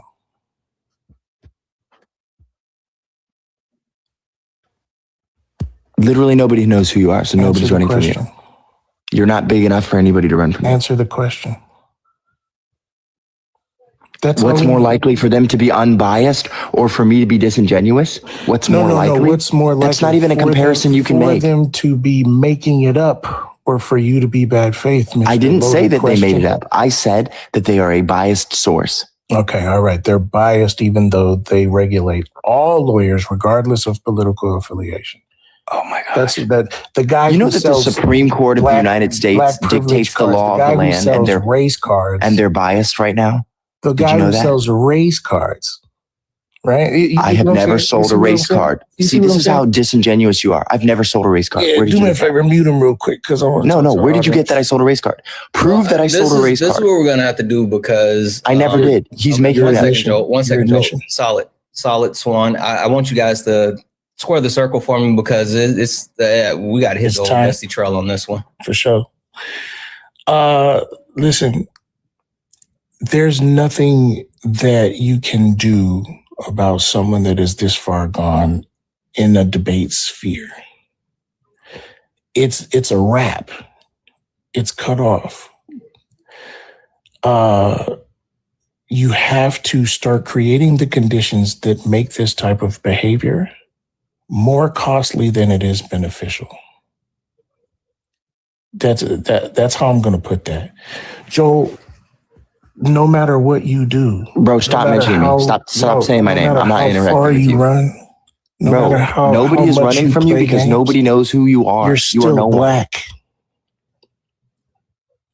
You do all of this, Joel. You're still black. Let me play reindeer games. I'm sorry, Santana. Let me play reindeer games, man. Joel, you're still black. You will never not be black. Every time you run a comb through your hair, it's going to get stuck, Joel. You can run as far as you can. You can climb as many trees as you want. You can mow as many lawns as you can. You can publish as many white privilege cards as possible and sell them on TikTok. As you admitted, Joel, you're still black. You can make as many white friends as you want. You can have as many white supporters as you want. Joel, you're still black. Nothing's going to change that. Nothing is going to change the fact that you're still black. Your baby's black. Okay, he's not getting to any point, Santana. He's just rambling about me. You're black, Joel. Don't let me respond, or is this just Joel listens to Santana random? You're black. Then ramped about him. You're still black. Swan, anything else? This is ridiculous. You're not letting me respond to any of them. Wait, Joel, hold on. Y'all ever seen fucking debate going on? You're just letting him insult me randomly. Hold on, Joel, hold on, I'm talking. Have y'all ever seen The Lion King when I think it was the hyenas and they were like, Mufasa, and they're like, say it again, say it again. Solid. He's black. Say it again. Say it again. Say it again. Solid. He's Bro, if you're just gonna be disingenuous and do this bullshit, bro, Joel, you're black. You're do black, something to Joel. make you kick me. Joel, you're I'm not gonna hold you. Fucking stop muting me then, bro. Listen, that's not me. But like the person above me is Suck officially. ass. Well, no, not this person. Like now, this person is muting you, so now I have to mute you because like this is the highest authority. Fuck them. Nope. Shushies, bud. You're black. Shushies. No, I'm not shushing. Shushies. The highest authority on this live, even higher than me, is the one that's muting you, and that's management. So management, if management is muting you, that means she's tired of your shit. Yeah. Joel, don't give a fuck. Joel, seriously, I need you to stop for 1 fucking second and listen. Management is my wife. Watch your mouth. With that being I don't care, bro. Yeah. With that being said, you're gonna stop fucking crying and stop being a little bitch, stupid, and actually have a conversation. What the fuck are we doing? You crashing out like a little asshole. Yeah. He already said that he's gonna do something to get kicked. You know what? Yeah, fuck it. I don't even care. Wife's a bitch. Fuck off. Fuck off. Brother, old brother. Fuck off. Brother, Poe, brother. Like you fucking hate yourself so bad that you couldn't stand up being up here with multiple black people at one time. That was the problem. That was the problem. You had too many black people up here and you got uncomfortable in your own skin and realized that you weren't black enough. And none of us said that you weren't black enough, Joel. What we told you is that you're still black. And that bothered you. That literally that triggered you so much to realize that there's a room full of black people sitting here telling you that you're still black. That was the problem. You're a fucking clown. So I appreciate you, Santana, because I was done with Joel, like talking to Joel in general, but I did have that one last message for him. I wanted him to know that no matter what he does, no matter where he goes, no matter how many, how palatable he is, how much he placates to white supremacy, at the end of the day, when all is said and done, is black. He's black. He's black. He's black. And if white supremacy were to win, if they were to get to where their goal is taking them, if they were to achieve a white ethno state, they would turn around and they would notice, oh, Joel's still here. Guess what? He's black. The shit that I don't play about, because he was still in the comments and I just blocked him.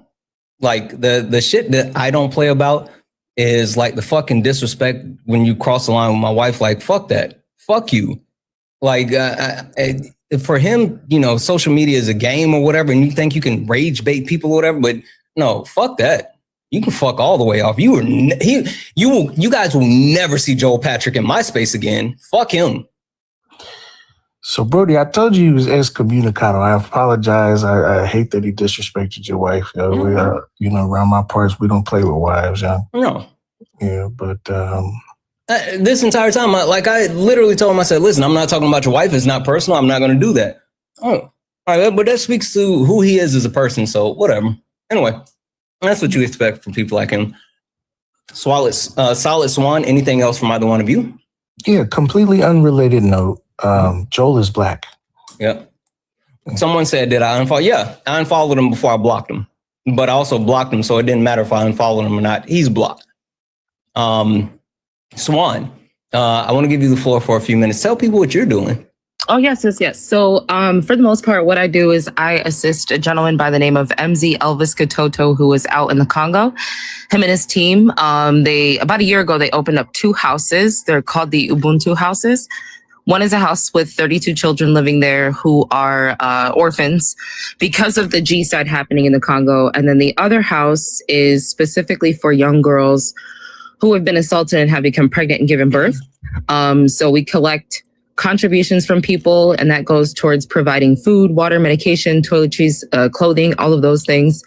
In addition to that, we have also assisted with paying for surgeries and medical debts. The Congo, their government stated that they would provide assistance with certain things, and they have not followed through. There was an infant that needed surgery recently, and we were able to collect the $500 total to pay for that infant surgery. Their back passageway did not develop properly, and they were going to unalive if they didn't get the surgery. So we contributed to that. The first part was a success, and now we'll update everybody when we hear about the second portion or the second surgery.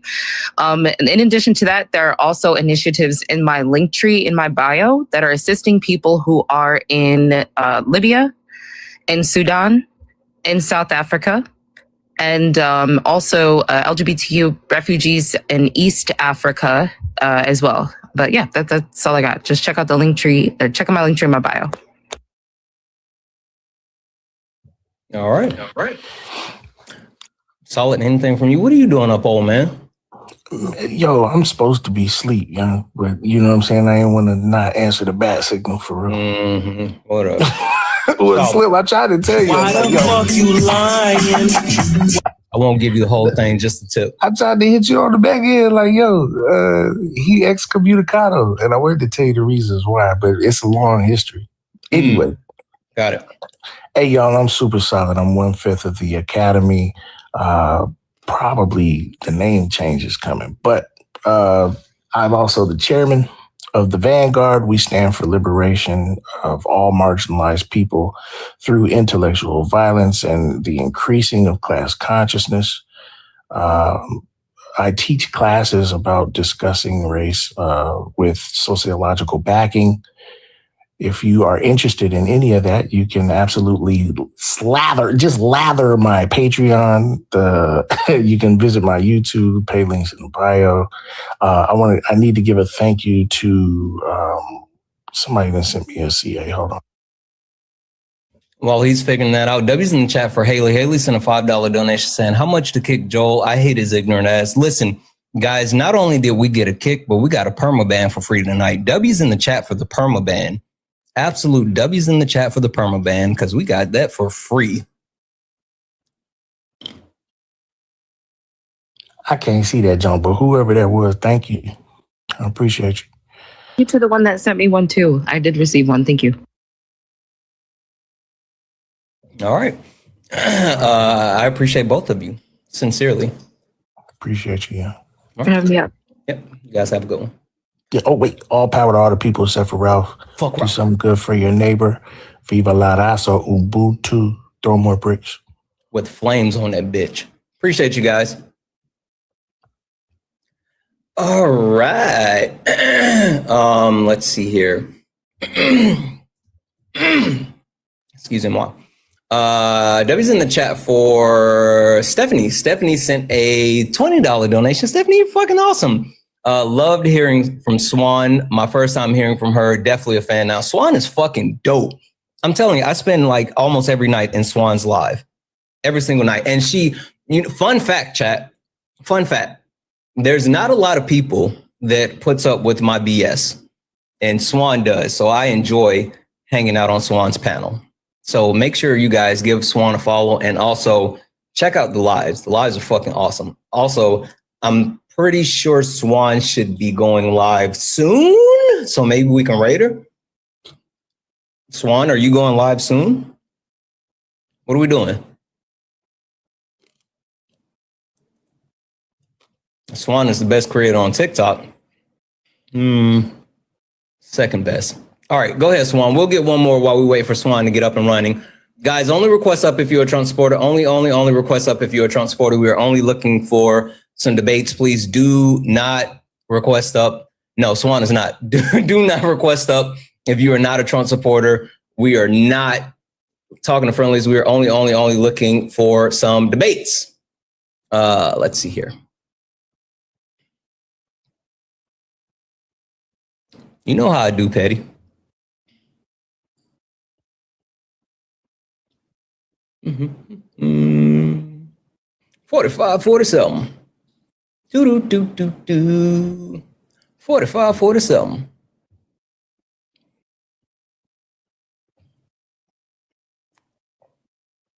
I don't know if this person's gonna load.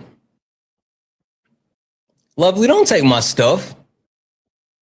No, Lovely, and don't swagger jack me, Lovely. What are we doing? What are we doing? I don't know if this person's gonna load.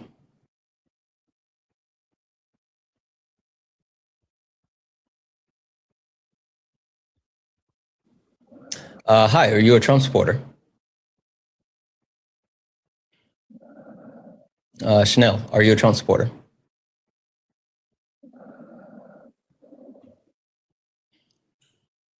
Okay, I think she's asleep. I'm gonna drop Chanel down. No one said anything about some 6'7". No one said anything about 6'7". I heard snoring too. I heard snoring too solid. That's because you guys are boring. Can't be me. I'm fucking entertaining. Everybody else is boring.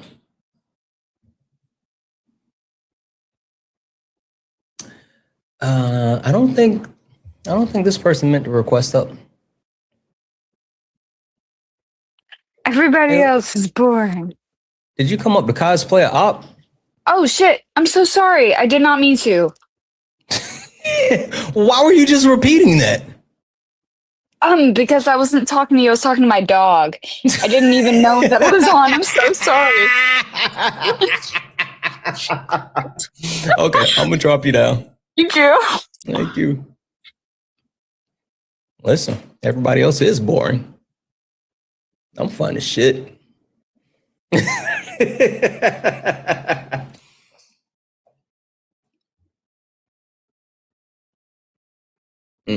see.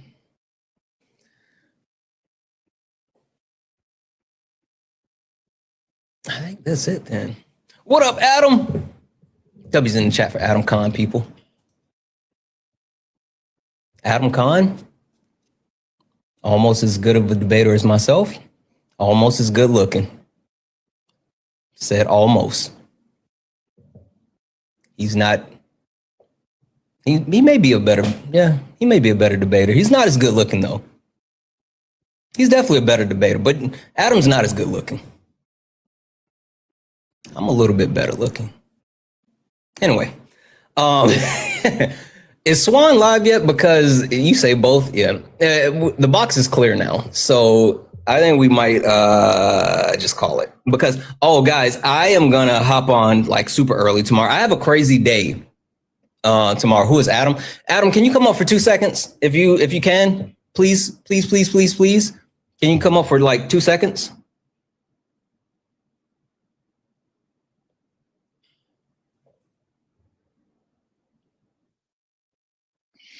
Yeah, what's up? Adam Khan. If you guys don't follow him, give him a follow. Someone was saying, who is Adam? So I wanted them to be able to bask in your glory. How's your debates been going tonight? Been getting any luck or not really? It was one fucking debate. Like I've been on for 3 hours and it was one debate. Yeah, that's how it is now. You're lucky if you get one or two, and the rest are all just trolls and like little kids and stuff. Yeah. Well, so I was talking to Joel Patrick. Have you had an opportunity to speak with him? I don't believe so. No, I don't think so. Okay, so I started with him, right, and then we were going, and like it started off really cantankerous, and like he was getting dog walked by people in the donos and the chats and all this other stuff, and then like we ended up on like an actual personable level and like actually connected, right? And he was telling me about basically how he doesn't agree with stuff with people on the right, and basically just saying how, because he's like a right-wing influencer, right? Oh, okay. And so he basically gave up the game about how the right is and how they scare him and all this other stuff. Like it was a whole thing. And so he was humanized, but then I let him talk to some other people, and he ended up crashing out, and like ended up being a whole thing. So I kicked him and then permabanned him. Dang. Yeah, that's always how it goes. For a second, you kind of humanize them, and then you let them keep talking, and you're like, oops. They walk right back into that shit. Yeah. Yep. Anyway, guys, this is Adam. Adam's fucking awesome. Make sure you hit that follow button. Follow Adam. Adam is absolutely amazing, does amazing debates. He does breakdowns as well. Super knowledgeable, like just one of the best people to absolutely know on this app. Adam, what was your last Jubilee thing you just put out? It was probably the round table I did with Matthew Nuclear. That's Fucking probably it. dog walked him. Not very hard to do, but it was fun. Yeah. Anything you want to plug? Not really. I'm on vacation right now, so I'm actually not going to be on live for probably like the next week or so. But figured I'd hop on and say hi, anyways. All right, treat yourself. All right, Adam. Well, I appreciate you, bro. Yeah, man. Take care. All right, have a good one. You too. W's in the chat for Adam. W's in the chat for Adam. All right, guys. Swan is live now, so we're gonna go raid Swan. I'll be live tomorrow morning at 8:30 Eastern, 11:30. I'm sorry, 11:30 a.m. Eastern, 8:30 Pacific. I'll be live like super early because I have a crazy day tomorrow, and also I'm doing something, so I need everyone to wish me luck. Wish me luck. I need everyone to absolutely wish me luck. So we'll see how tomorrow goes. Yeah. With that being said, we're gonna go race Swan. Let's get out of here. You stepped in a box, now you're in the ring. Ain't no hugs here, you better take your best swing. Mike Hot, who wanna step in the flame? This ain't a debate, this a mind game. Facts like lies, get left in chain. One wrong word, get slapped out your name. This ain't TikTok, geez, this a war zone talk. No script, no filter, no safe walk. Bring stats and get scrambled like a glitch. I got fire in my mouth like I came from the pit. Yeah, step in if you dare. W's in the chat for Jared. Jared sent a $1 donation saying, you're entertaining. You have me up at 1 a.m. Listen, I appreciate you. W's in the chat as well for Haley for the 5 said, I was talking to my dog after you made the argument that you're not boring, which I agree. Sorry for requesting. It's all good. I appreciate you. Guys, Emmy J, I love you more. We're going to get out of here. It's 2 for you. What the fuck are you guys still doing up? Go to bed. No, go raid Swan. Go raid Swan. That's what we're going to do. We're going to go raid Swan, and we are going to Santana raid, Swan, right here. Swan, I love you guys. I will see you guys early in the morning. Thank you for all the gifts, the taps, the likes, the shares. Thank you for all being here. Thank you for all hanging out with me this evening. You are so fucking amazing. So amazing. I love each and every one of you. I love you all. And as always...